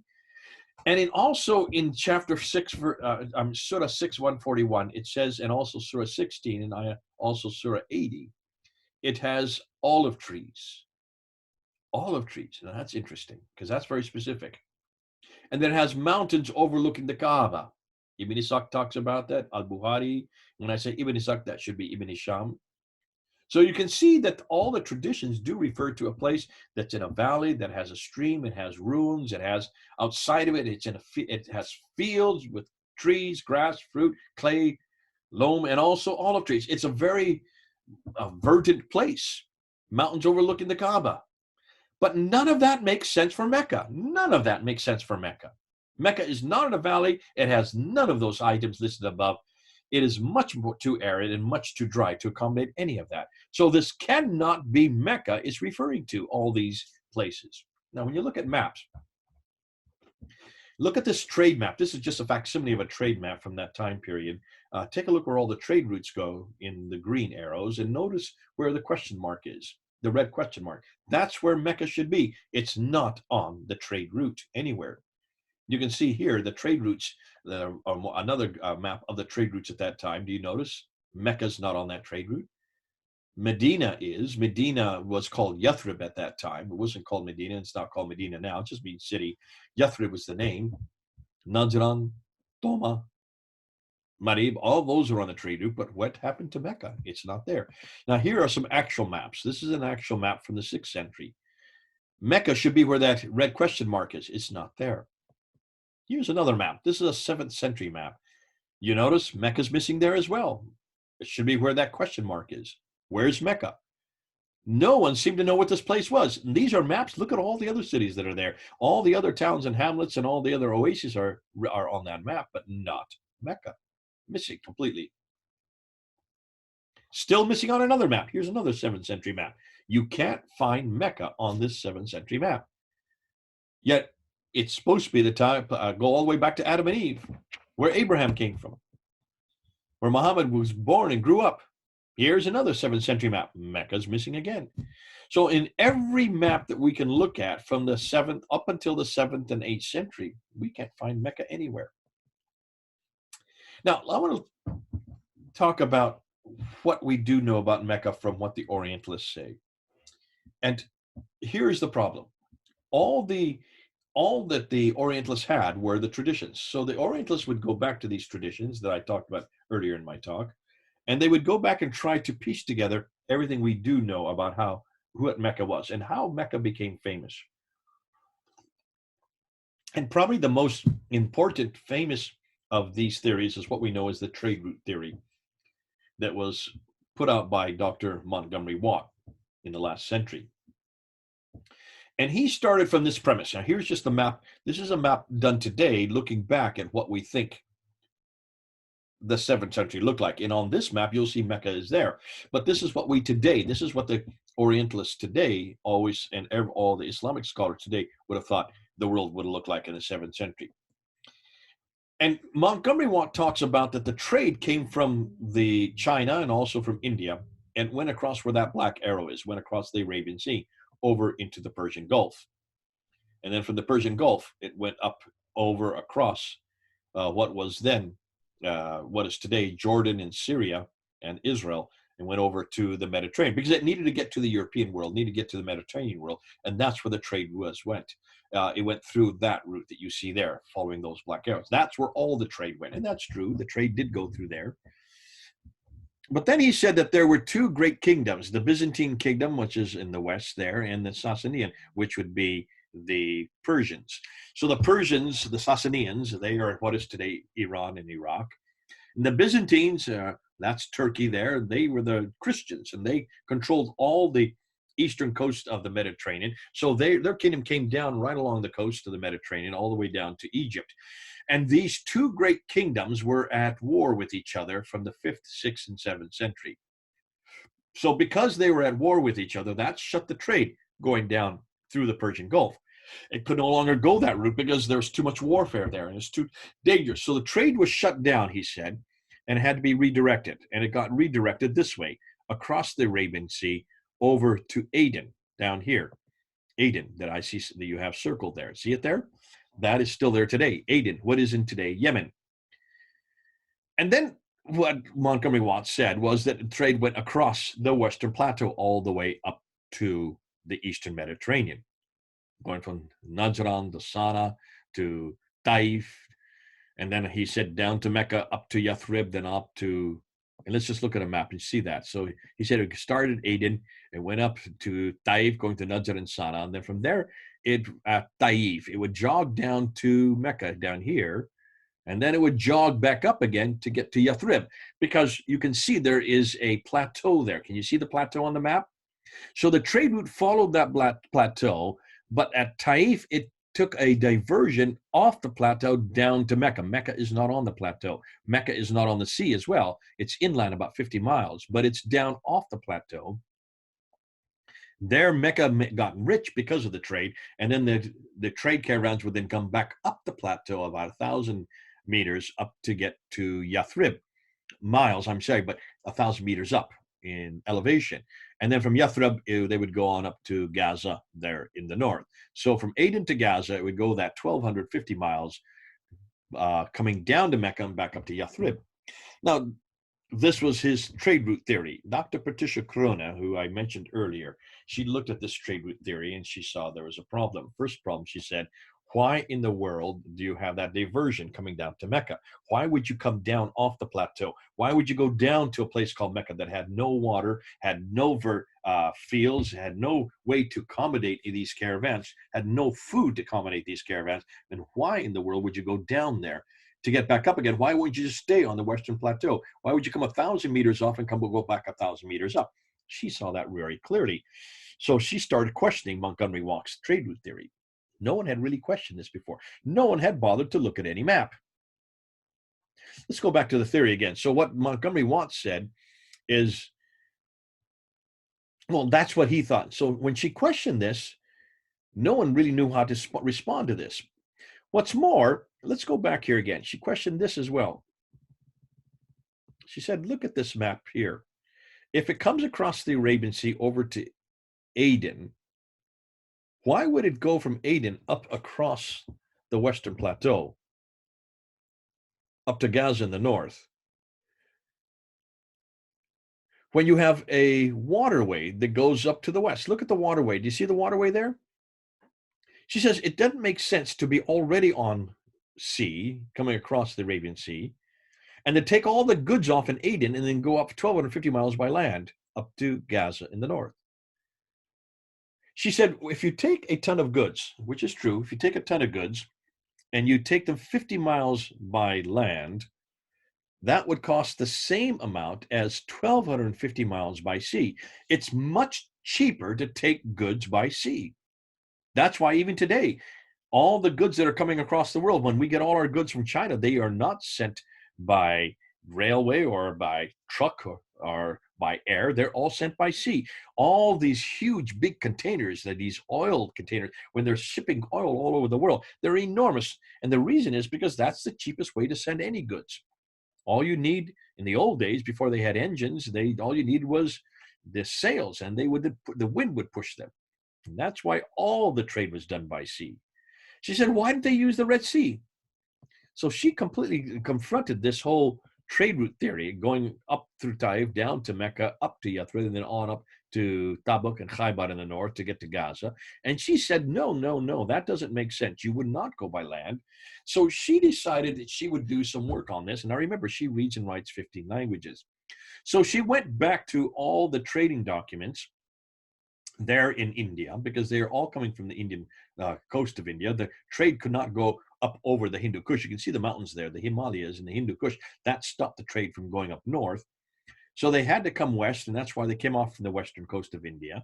And she went to all the trading documents there, and she noticed that she kept on coming across the same names. And what she found is the trade did come across here, across the Arabian Sea, but it did not stop at Aden.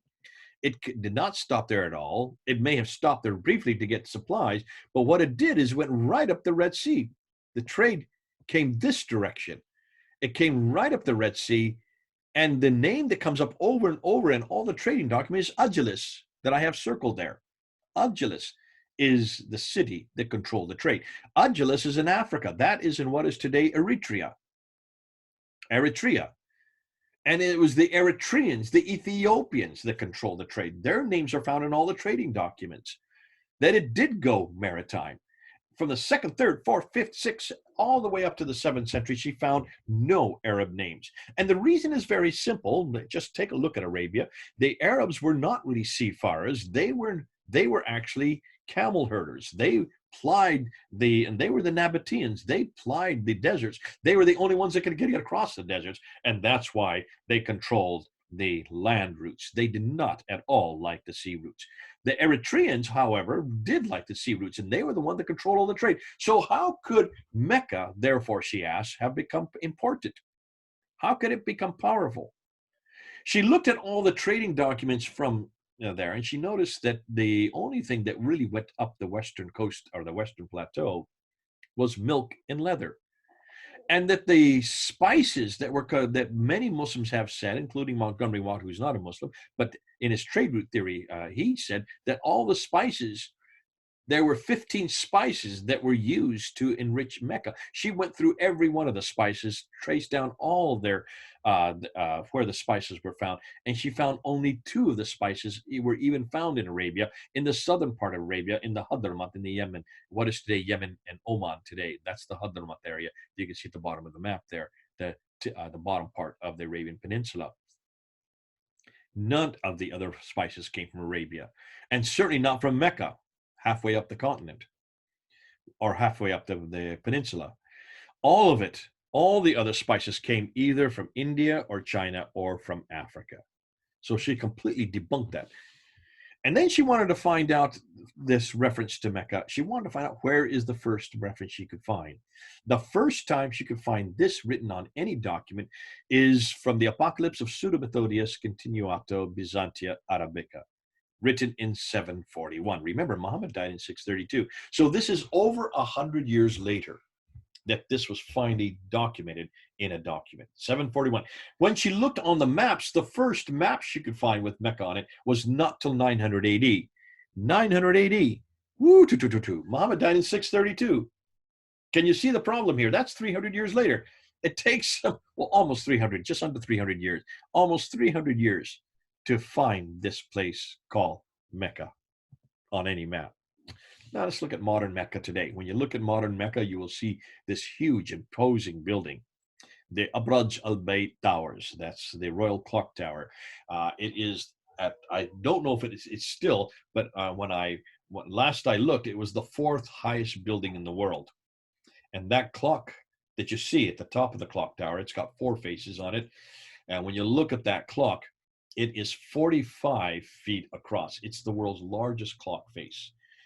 And it is towers over the Kaaba. There's the Kaaba at the bottom, and there's, see all those buildings that are built around it. Those are all hotels, huge 5-star hotels.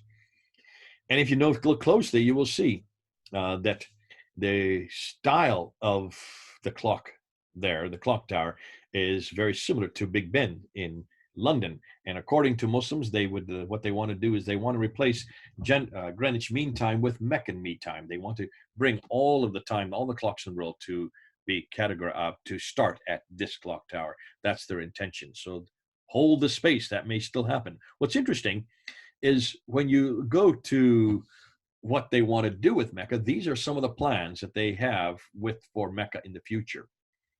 Now, the one on the top left there is where it is right now. And can you see what's going on here? Have you noticed what's happening here?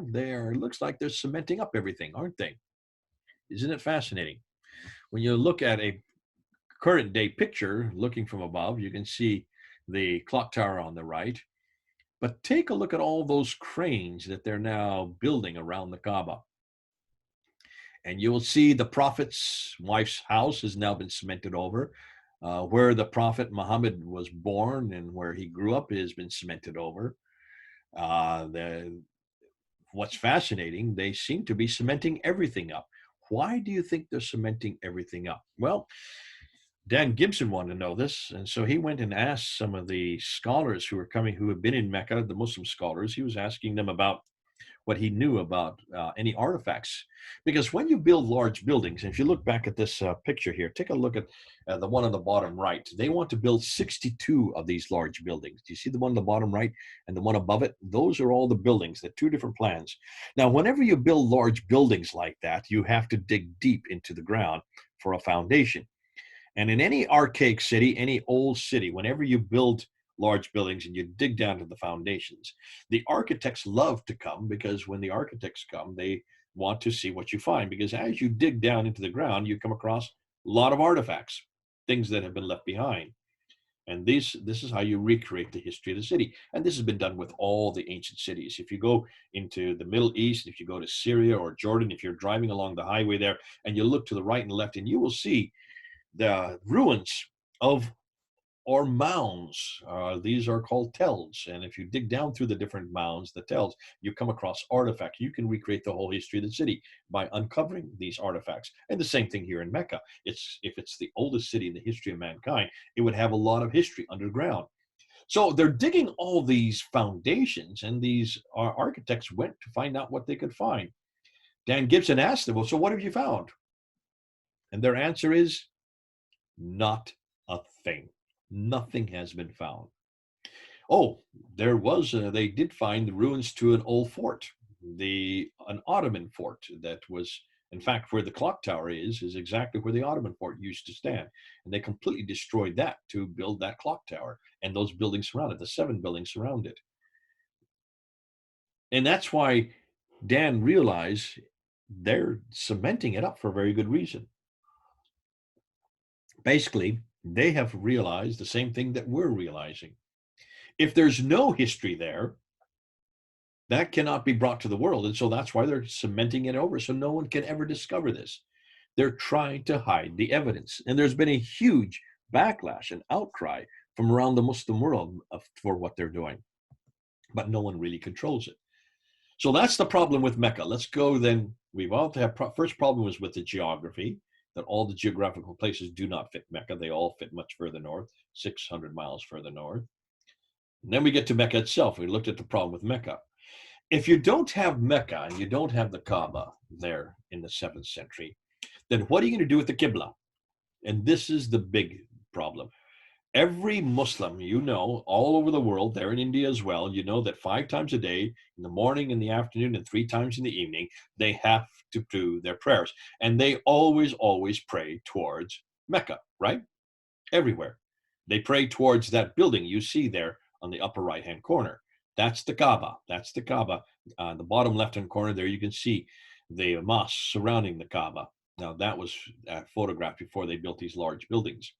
There you can see thousands, millions of people who come and do their Hajj there in Mecca. Now, today, if you want to find out where the Qibla is, you can go to any mosque and there's a niche on the left-hand corner, that left photograph, that's called the mihrab. That's the niche in the wall that always faces Mecca. You can see the last time I was in Malaysia, in Kuala Lumpur, there in my hotel room, there's the Qibla direction on the wall. They showed me exactly the Qibla direction. So any Muslim anywhere can go and follow the Qibla. Now today, you just have it on an app on your smartphone, whether you have an iPhone or Samsung, whatever. You just get an app down and it tells you at any time, anywhere, where the Qibla is, where Mecca is. So it's very easy to find the Qibla today. In chapter 2, verse 143 to 150, it says very clearly that the direction of the Qibla was changed. Now, most Muslim scholars believe this was in 624, when Muhammad had been in Medina for only 2 years. But it doesn't really say where it was changed to. It's just saying to the great mosque. Well, where was this great mosque? This Masjid al-Haram, the forbidden mosque. Now, archaeology supports this change, but not from Jerusalem to Mecca, as Muslims suggest, but to someplace much further north and much later. So, where was it? Well, back in 1905, two archaeologists, Dr. Creswell and Dr. Fehervari, were doing some digging around the oldest mosque. And they were this is before these places were made illegal. Now, today, you can't go to these mosques and dig. But back then in 1905, they could. They went to 3 mosques that were considered 3 of the oldest mosques at that time. One was Fustat outside of Cairo, which was built in 641, according to tradition. The other 2 in Iraq, one was in Wasat Mosque and the other one was the Kufa Mosque, both in Iraq. And so they went and they dug down to the original floor plans of both these mosques. And as they dug down, they came to the Qibla wall. The Qibla wall is easy to find because it's always the longest wall. And they looked and they noticed that the direction for both all 3 of the Qibla walls in Fustat and also Wasit and also Kufa, all 3 of the Qibla walls were not facing Mecca. They should have been, because these are all in the 7th century up until the 8th century, 706. So these should all have been facing, in fact, any mosque should be facing Mecca, right? They were not facing Mecca. The Wasit Mosque and the Kufa Mosque, there you can see on the map there in Iraq, were facing west. The Fustat Mosque, which is just outside of Cairo, it's a garrison town, it was facing east. So were they facing Jerusalem? In 1905, they thought they must be facing Jerusalem because they didn't have any accurate way to know, because they didn't have GPS, they didn't have satellite technology like we have today. So they just guessed that this must be Jerusalem that they were facing. But you can see where Mecca is on the map. They should have been facing straight south. Why in the east were they facing west? And why in the west were they facing east? They should have been facing south. And that was their query. And that's all they said. They didn't have any reason to know any difference. Now, in 705, the Christian writer Jacob of Edessa refers, and he says about the Maghreb, these are the Arabs. And he says, so from all that it is clear, from all this, it is clear that it is not to the south that the Jews in the Maghreb here, in the regions of Syria, pray, but towards Jerusalem, of the Kaaba, the patriarchal places of their races. So it looks like even Jacob of Edessa, writing in 705, believes that they're facing towards Jerusalem. So he saw that this was odd, that they're not facing in 705, or maybe he didn't see it was odd, because he doesn't question. He doesn't say where they should be. He just says they're facing Jerusalem. That's what Creswell and Fehervari thought in 1905. So what then were they facing?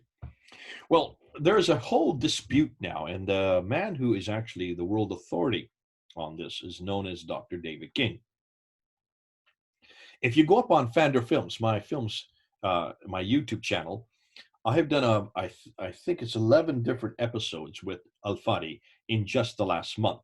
Go up and look, because David King has been very angered by Dan Gibson. Dan Gibson is this man you see pictured there. Dan Gibson is the man I introduced earlier. He is the one that wrote the Nabateans. He also wrote Quranic Geography, and he also wrote that book that you see pictured here that I have in my hand, Early Islamic Qiblas, and this came out in 2017. And he is the one that is actually confronting this notion that all these Qiblas that are not facing Mecca, they're facing all over the place. David King is the world authority. Dr. David King is the world authority on the Qibla. He did his whole career on it. He's written about it, many books and also articles. He teaches, taught in Germany for many years. He's British. He's 79 or maybe 80 years old now, so he's about ready for retirement, and he is retired, I'm sorry. And so he has been given lots of accolades as the world authority on the Qibla, and he has always assumed that the Qiblas are all over the place because they didn't have good technology back then. They didn't have good mathematics. And so they didn't know their directions very well. And he's always taken this position. And he says that there are hundreds of different directions that they are. And every one of these directions can be understood. If you look at the solstice lines, if you look at the equinox lines, if you look at the Roman buildings that were there before, the Byzantine buildings, they just destroyed these churches and rebuilt over top of them. And they just use the same direction they were built. It was because they didn't know have mathematics. They didn't know the directions that well. And so therefore, that's why it explains all these misaligned, misdirected Qiblas. Dan Gibson comes and he decided to go and look at all these mosques. And I said earlier, he spent 25 years from 1979 to 2004 going to every one of these mosques. And every one of them, he'd take a look at them and he noticed that they were not going in many other directions. In fact, he noticed that they were actually going in 4 directions, 4 succinct directions. Now, what I'm going to do, and I think we're going to stop there today because I see we're almost coming up to 2 hours, and I would like to have some time for question and answer. Before I get into Dan Gibson's findings, before we get into his mosque, we'll do that in 2 weeks. We'll continue this because I'm not even halfway through my lecture, and I want to really unpack this really well because there's some other things I want to do to bring into this, and I want to go through and talk about the controversy between Dan Gibson and David King, because this is brand new. It's only been out for about 1.5 years, and you need to be aware of it. There is a huge controversy going on now between the Orientalists on one side, and then Gibson would represent the Orientalists. I represent the Orientalists, and the classical account, the Muslims on the other. And the Muslims are using people like David King to confront the Orientalists, to confront the revisionists, to confront the Patricia Coronas, and also to confront the Robert Hoylins and the Dan Gibsons and all the other Wansboroughs and all the others who dare to claim that maybe the classical account is in error. But rather than start that and then have to stop halfway through, I'm not going to get into the Qiblas right now. We're just going to introduce it. We're going to stop there, and I'm going to stop sharing the screen. And what I want to do is get you ready for what we're going to be doing in 2 weeks, because in 2 weeks then we are going to talk about the Qibla. We're going to talk about exactly why this has been so important. And also in 2 weeks, what I want to do is I want to go into the whole problem of the difficulty that we're finding with the geography. But let's go ahead and stop the PowerPoint there, and let's go ahead and stop the lecture there, and let's see if you have any questions. I hope you have been writing questions. I see you do have some questions here. And let's end our time for today. Since we're coming up over 1.5 hours now, let's end our last half hour just looking at the questions and trying to unpack them. So as you get questions, write them in the chat area there. You've got the chat area below you. Just write them out, and let's go ahead and see what your questions are, and I'll try to answer them. So the first question is, this is from Sam Phillip. Doesn't Al-Bukhari say that his writings are a compilation of Aisha's statements about Muhammad? Now, Al-Bukhari says yes. And to be fair, all of these writers, they are compilations. They're writing compilations from many different sources. Now, Bukhari doesn't say it's from Aisha. In fact, very few. In fact, Aisha is only referred to when it comes to the certain verses of the Quran that were changed. We'll be getting into that and what she said when we get into the Quran. What al-Bukhari does is he is the one that was given about 600,000 of these akhbar, not from Aisha, from many different sources. He doesn't say what the sources are. Isn't that curious? And he is given the responsibility between 850 and 870 to take all these different akhbar, as they call them, and look at the matans. The matan would be the body of these akhbar, and then looking at the isnads, that would be the list of names. Isnad is known as the list of names from where each one of these matans come from, M-A-T-N. And then he was to decide which were authoritative, which were weak, and which were no longer or were useless. And doing that, he then whittled it down from 600,000 down to 7,397, or roughly 7,400, just 2%. Now, none of those that I'm aware of are Aisha's, but they are from other scholars, Ibn Sa'd, others of the companions, Zayd ibn Thabit, and others. So that we do know. Obviously, those are 240 years after the fact, and that's the problem. 240 is just too long. It's too many years after the fact to be authoritative. But good question. SBS says, oh, I see. He's given up 2 references where you can get Dan Gibson's YouTube page. There's the reference. Go ahead and do look at his YouTube page. Go through his videos. He's putting a new one up about every month or so, a new video, because he's still coming up with new findings. And it's fascinating. Everything he's finding is consistent. It follows exactly what I've been saying since 1994. 1995, when I first did my first debate on this material. I also brought this up. Why are all the Qiblas not facing Mecca? At that time in 1995, I didn't know where they were facing because I didn't have Dan Gibson's material. He didn't publish that until 2014. 2011, actually, is when he first came up with this idea that it was facing another direction. You know, so I'm not telling you what that other direction is. You're going to have to wait 2 weeks. We'll go into that. Some of you already know what I'm talking about because you've seen my videos. But let's go ahead and we'll get into that when we do. I see also you've put up also the Untold story, Tom Holland's documentary. Go and watch it. Watch it tomorrow or sometime this week. It'd be good for you to see that material that Tom Holland has put up. It's good material. It's important material. And it's also will help you understand what we're going through in this lecture and the next one that I'll be doing in 2 weeks. Now, here's a question from SBS. How do we use these maps to argue with a Muslim who may say that they don't believe in all these maps and the research done by people like Dan Gibson, Patricia Corona, Tom Holland to be true? No, very simple. What we have done and what Tom Holland and Dan Gibson and all the others are saying is that if you're going to argue that the traditions are true, if you're going to argue that the Sirah, the Hadith, the Tafsir, and the Tahriq are true, that there was a man named Muhammad. He lived in Mecca between 570 and 622, then moved up to Medina in 622. You're arguing from a historical, you're arguing historical content. The Muslim now has to say, prove it. Or we have to say to the Muslim, prove it that he lived between 570 and 622 in the city called Mecca. So if they are making this claim that he did live in that city, but they cannot prove it, then they're arguing from silence, are they not? Because everything they're going to argue now from here on out is going to be an argument from silence. That means they can't prove it or disprove it. They can only make that position.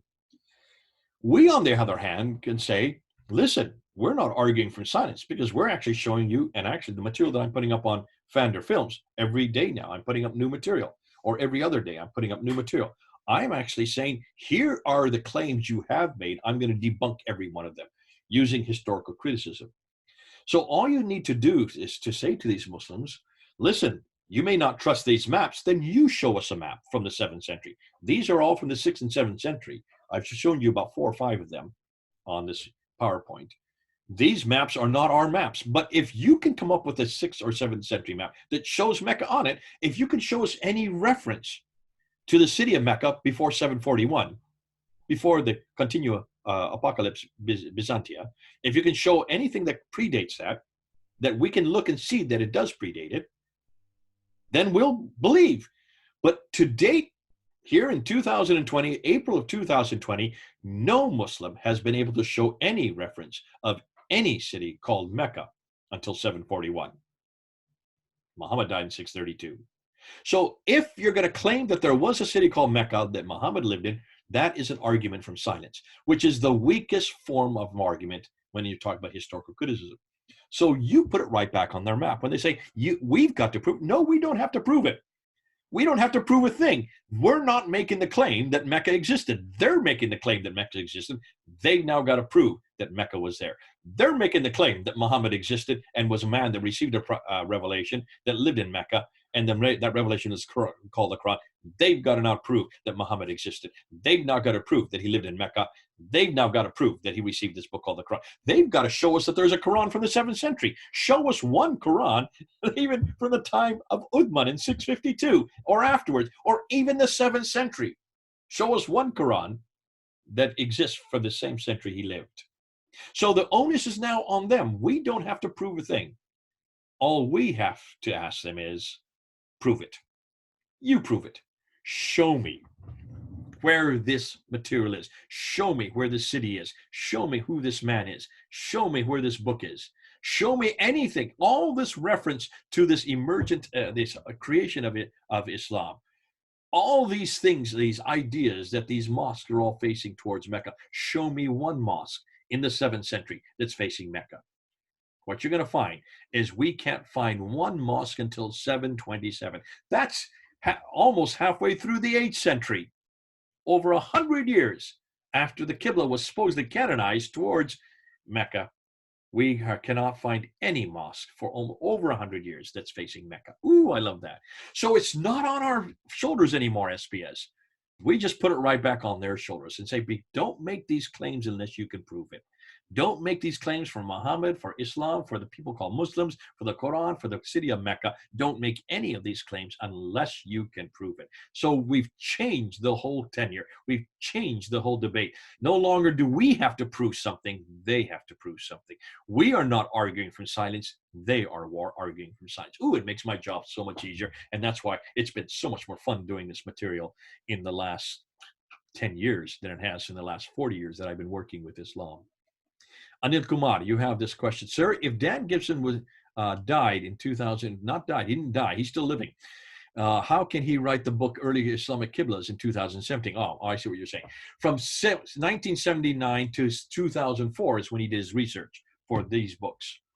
That's not, he didn't die in 2004. He's still living today. In fact, that's why he's up there putting new videos up every month. Dan Gibson is very much alive. But it was those 25 years that he spent in the Middle East, in Jordan, in amongst the Bedouins, learning the language, meeting them, going from place to place to place to place to place.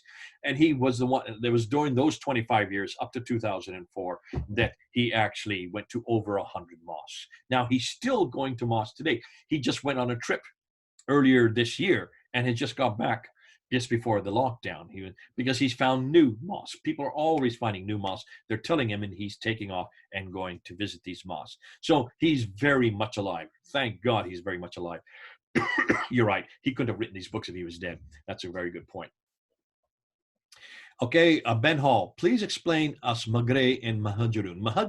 Maghreb is the name for the Maghreb. Maghreb is the northern part of Arabia. They are from that area. That's all that they're saying. So you're from Hindustan. That means you're from India. It just means that where you're from.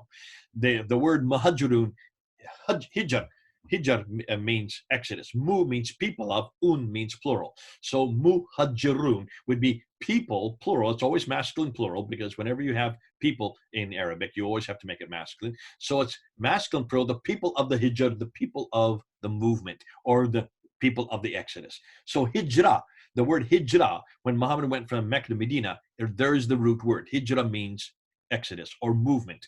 And the people who do the movement, Muhajirun, those who do it are the people who are always moving. So that's another way for calling nomads. And the Arabs were nomads. The Nabateans were well known as Muhajirun. These are the people of the movement. So according to the Islamic tradition, when Muhammad moved from Mecca to Medina, that movement of taking people up to Medina, They were called the Muhajirun. That's the name he put to them. He gave that name for them in the Islamic traditions. But it could be anybody that is in movements. But even today, people call themselves the Muhajirun, people who are on movement, people who are on exodus, people who are going from one place to another. Anil Kumar, I'm sorry, I thought 99. Okay, 2004. Yeah, that's when. Yeah, you're seeing that. Ben goes on. What is the main objective of the Kaaba, and does it come under pantheistic view of understanding? No, the Kaaba is a well-known institute. It used to be temples. It was not mosque. Mosque just means a place where you bow down, but the temples were always the temples were always facing a Kaaba, and so the Kaaba would be a place that you would have your pilgrimages to. It would be a sanctuary. A Kaaba would be the sanctuary where you would always go for pilgrimage, but it would always be the place you prayed. Now, the Nabateans always prayed towards their city, and I'm going to talk about that in 2 weeks. And the Arabs, who are the ones, the descendants of the Nabateans, they are the ones that continued that function. And you're going to see that many of these earliest mosques were temples before they were mosques. They were Nabatean temples, but they're all facing the same direction. And they become mosques when Muslims then take on the name Muslim or the name Islam after 690. So from 690 on, they then take on the name Muslim. And then the Muslims now are praying in these mosques towards the Kaaba, the place, the sanctuary. They have to have a sanctuary. We're going to talk more about what that sanctuary is. We're going to talk about the black stone, because the sanctuary is always where the black stone is. And the black stone goes all the way back to the 3rd century AD. The black stone is where God's presence is. Wherever the black stone is, God's presence is there. Where is the black stone today? It's in Mecca, on the Kaaba, on the northeast corner. That's hugely significant. Muslims don't want to talk about that black stone because that's idolatrous. We're going to talk more about that in 2 weeks, and we'll bring that out. But that's the whole premise behind the Kaaba. Now, Devadas asked this question. Bro, you did a great job. Do you have any plans or research in the area of foreign loan words from different geographical locations? I feel, or you may come up with correlation between your current research and loan word theory. If you could explain that a little bit more, what you mean by that, Devadas, can you please just email me? I'll just write my email here. If you want to email me, write it to this email right here. I'll put it in capital letters.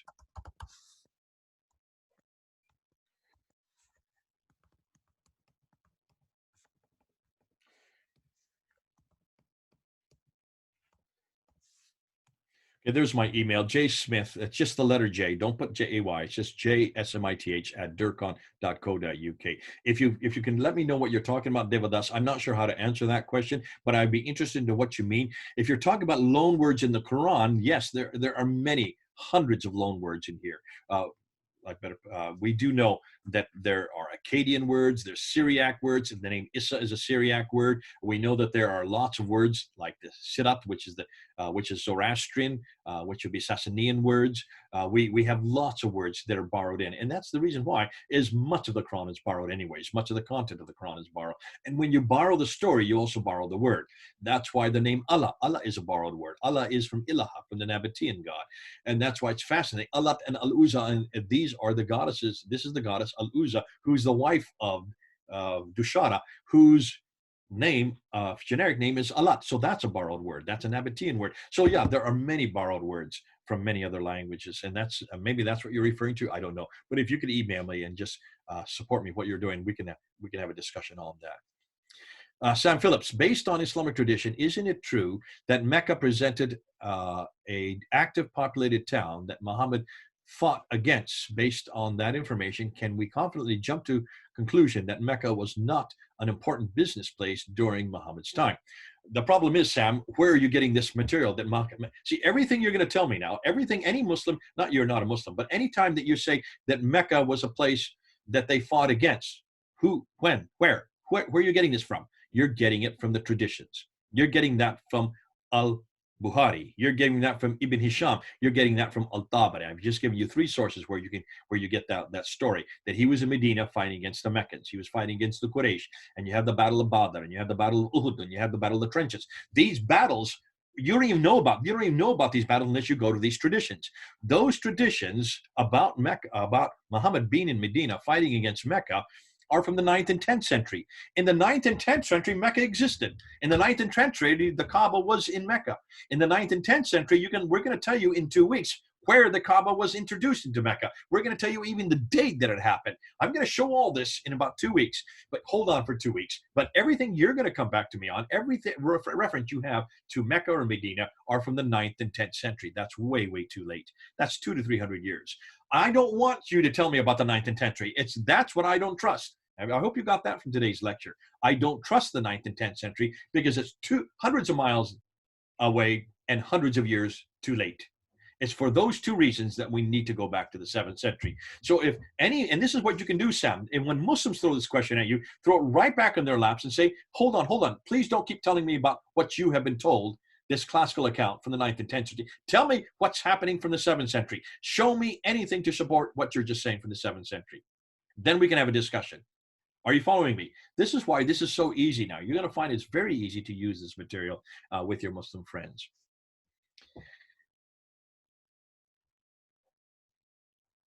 Okay, then we have Anil Kumar. Sir, what we are trying to establish by showing, what are we trying to establish by showing the inconsistency between the direction of the mosque qiblas in the text of the Quran? Don't worry about that. Yeah, Anil, don't worry about the text. I'm just saying this is what Muslims believe, that it was changed towards Mecca according to chapter 2, verse 145 to 149. They have to go with the Quran. Remember, the Quran doesn't come into existence until the 8th century. So by the 8th century, Mecca did exist. The Kaaba was there. They were now all facing towards Mecca. If those who were under, well, let's be careful. The 8th century is when the Ibn Zubair started the Kaaba in Mecca, and the Abbasids that started all their mosques. All their mosques were facing towards Mecca. But in the mid-8th century is then when all the mosques, then all of them began to start facing towards Mecca. Before that, it was the Umayyads. None of the Umayyad mosques are facing towards Mecca. I'm kind of jumping ahead. I don't want to get into that because that's in 2 weeks. We're going to show you what we mean by that. But the only reason why we bring that up in the Quran is because Muslims say it has to be Mecca because the Quran says so. But the Quran also was written after Abdul Malik. The Quran is introduced after Abdul Malik. This will all make sense in 2 weeks. Usually I do this all in one lecture, but it's so long, it takes about 2 to 3 hours to get through this lecture. We're splitting it up in 2 sections. So I'm going to get into this. You'll understand it more after 2 weeks where we're going with this. In Pennington, hi, Dana and Judy. You asked this question. Could you comment on our acceptance of oral tradition leading up to Moses' authorship of our early books in the Bible versus period, the suspicions you have referred to for the Quranic authorships? Yeah, that's not a problem. And I want to be careful because we accept the oral traditions of the books of Moses, and we accept them because everything that they are written on, we can support. That's the difference. See, we're not making claims that we can't support historically. I remember when Wellhausen came up with his whole hypothesis that you can't accept the first 11 chapters of Genesis because they talk about people that, well, they talk about Moses and there was no writing in 1400 BC. No one knew how to write that already. So how could Moses have written down these 5 books? Well, we now know that since 1905, we have now found hundreds of civilizations, not hundreds, tens of civilizations that could read and write back up until the 5th century BC, 500 BC. I'm sorry, 5000 BC. So the writing has been around for thousands of years, long before Moses. The reference was, we can't find any reference to a man named Abraham, and therefore he's nothing more than fiction. That was until the Nuzi tablets and the Mari tablets were discovered in the last century. The Mari tablets and the Nuzi tablets are both from Mesopotamia. They're both in the area Abraham lived, and they both talk about the same traditions, the exact same customs that we read in the Genesis account that are found in the Abrahamic story. What's interesting, those customs all went out of date. They no longer were viable after 1600 BC. Abraham was living in 1900 BC. And yet Moses was writing in 1400 BC. So how could Moses, having never been to Mesopotamia, not living at the time period when those customs would still be in process, how could he have known about all these customs so accurately? How did he get every one of these customs correct? He had no access to the Nuzi tablets or the Mari tablets. He never was from Mesopotamia. We only found those in the last century. And yet everything we see about the Abrahamic story has historical precedence. Look at the 5 cities that Abraham destroyed. Sodom, Gomorrah, Admah, Zebulun, and Zorah. Those are 5 cities found in Genesis chapter 14, verse 8. Those 5 cities, 2 of them, Sodom and Gomorrah, have never been found in any historical documentation at all. They're not referred to in any historical documentation. And that's why many scholars in the 18th and 19th century, up until the 20th century, thought that the Bible was nothing more than myths and legend. Certainly these two cities were nothing more than mythological cities. That was until the Ebla tablets were discovered in the 1950s. There underneath this tell, as they dug down to the 2300 year period, 2300 BC period, they came across these tablets that had been the whole city had been destroyed, and they found 17,000 tablets written on clay, and they found one tablet, the names of Sodom, Gomorrah, Admah, Zebulun, and Zorah, in the same order that we find in Genesis 14:8. That's 400 years before Abraham, proving that Sodom and Gomorrah certainly were in existence 400 years before Abraham. What's more, look at the sequence of those 5 cities. They're following the same sequence that you find in Genesis 14:8. Sodom and Gomorrah were destroyed in 1900 BC. How could Moses have known to write those 5 cities in that sequence? Because what we now know, if you look on a map, those 5 cities follow a route, a trade route on a map. That's the trade route that started Sodom, went to Gomorrah, went to Admah, Zebulun, and Zoar. That would have been well known in 2300 BC, also well known in 1900 BC. But Sodom and Gomorrah were destroyed by God in 1900 BC. How can Moses have known to write it in 1400 BC when those cities no longer existed? Ooh, I love my Bible. So this whole thing about oral tradition, if this had all been passed down orally, then you would expect all this to be an error. The fact that none of this is an error, the fact that we can support, in fact, what's his name?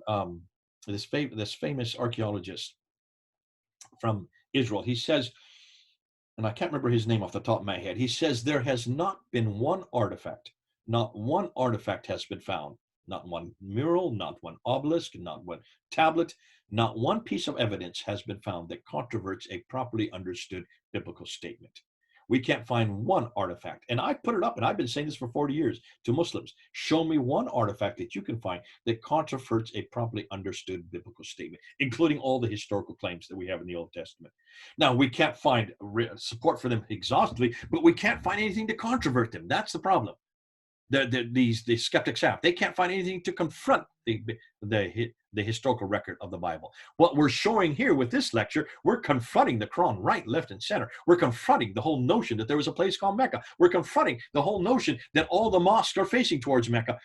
We're confronting that. We'll be doing that in 2 weeks. And we're confronting the whole problem of the geography, all these people's names like Ad, Thamud, and Midian. They do not exist down in Mecca. They're 600 miles further north. We're confronting it. And that's why we don't have this problem in the Bible. This is unique to the Bible. And that's why if it had only been built on oral tradition, if God had not preserved his word, God is able to do so. And that's why we can trust the Bible. Because when it makes a historical claim on a name or a date or a place or an event, in a time period, when it makes any one of those 5 claims, we pretty well know that the Bible can be substantiated. The Bible cannot be found at fault. No one doing oral tradition could have that great a book, except, of course, the Bible itself. Okay. Why pilgrimage, sir? Is that must be for every Muslim? Yes, every Muslim must go on a pilgrimage. The pilgrimage, that's one of the 4 of the 5 pillars. The last pillar is Hajj. Everybody in their lifetime must go to Mecca at one point in their lifetime. If they're infirm or if they're too old to do so, they can have someone do it for them. But they must go on the pilgrim. That's one of the 5 pillars, one of the 5 practices of Islam, called the Deen of Islam. That's why it's important. We'll talk more about that in 2 weeks. SPS, has anyone used the minimal facts method popularized by Dr. Gary Habermas to make the case of Christ's resurrection to establish specific reliability in the Quran, showing the central doctrine of Islam as historical fact? I'm not sure what you mean. If SPS, if you could email me and let me know what you mean by minimal facts method.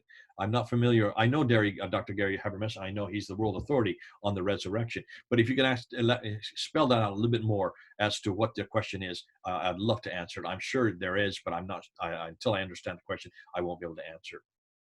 What would be the results? I'm not sure what that would be. Of the minimal facts method. Good. Email me and let me know what you're talking about there. And then the last question, it says from Sam Theophilus, how far is idol worship of Muhammad related to Hindu idols? Nowadays, Hindu outfits claiming Kaaba is a Shiva temple. How far is that correct? There are some of the customs like circling the idols and worshiping pictures similar to Hindu worship and yoga postures. You know, I don't know much about the whole Shiva temple. I know on my Fander films, there's a fellow that's always there asking me this question. Could you please talk about the Shiva temple? Could you please talk about the Shiva temple? If you could tell me, Sam, what the Shiva temple is about, you've got my email. If you could email me what you know about the Shiva temple, I'll be able to answer that. I have not looked at Hinduism versus Islam at all. And I have no doubt that some of the material that Islam uses today is borrowed from Hinduism. We do know that many of the scientific proofs, many of the scientific discoveries that Muslims claim to have come through Islam, or almost all came from India. And they did come from Hinduism. And they came from China and India, but mostly from India, like algebra, the whole numerical system, trigonometry. This all comes from India. The Muslims did not invent it. They just took what the Indians gave them, and then they basically put their name to it and claimed it for themselves. So certainly that is true. I would not be surprised if also the whole functions of the 5 functions of the pilgrimage that you have may have come, but I will probably shut that down in 2 weeks, because we do know, if you look at the 5 functions of the Hajj, when you look at every one of those 5 functions, they are all found in the city we are going to introduce in 2 weeks. The city where all these mosques are facing. We also find that everything that's in the Hajj today is found in that city. And even more so, is even more specific and more correct.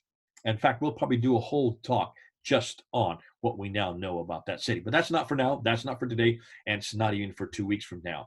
Listen, I see I've gone way over time. I'm way over 2 hours. I know it's late for you.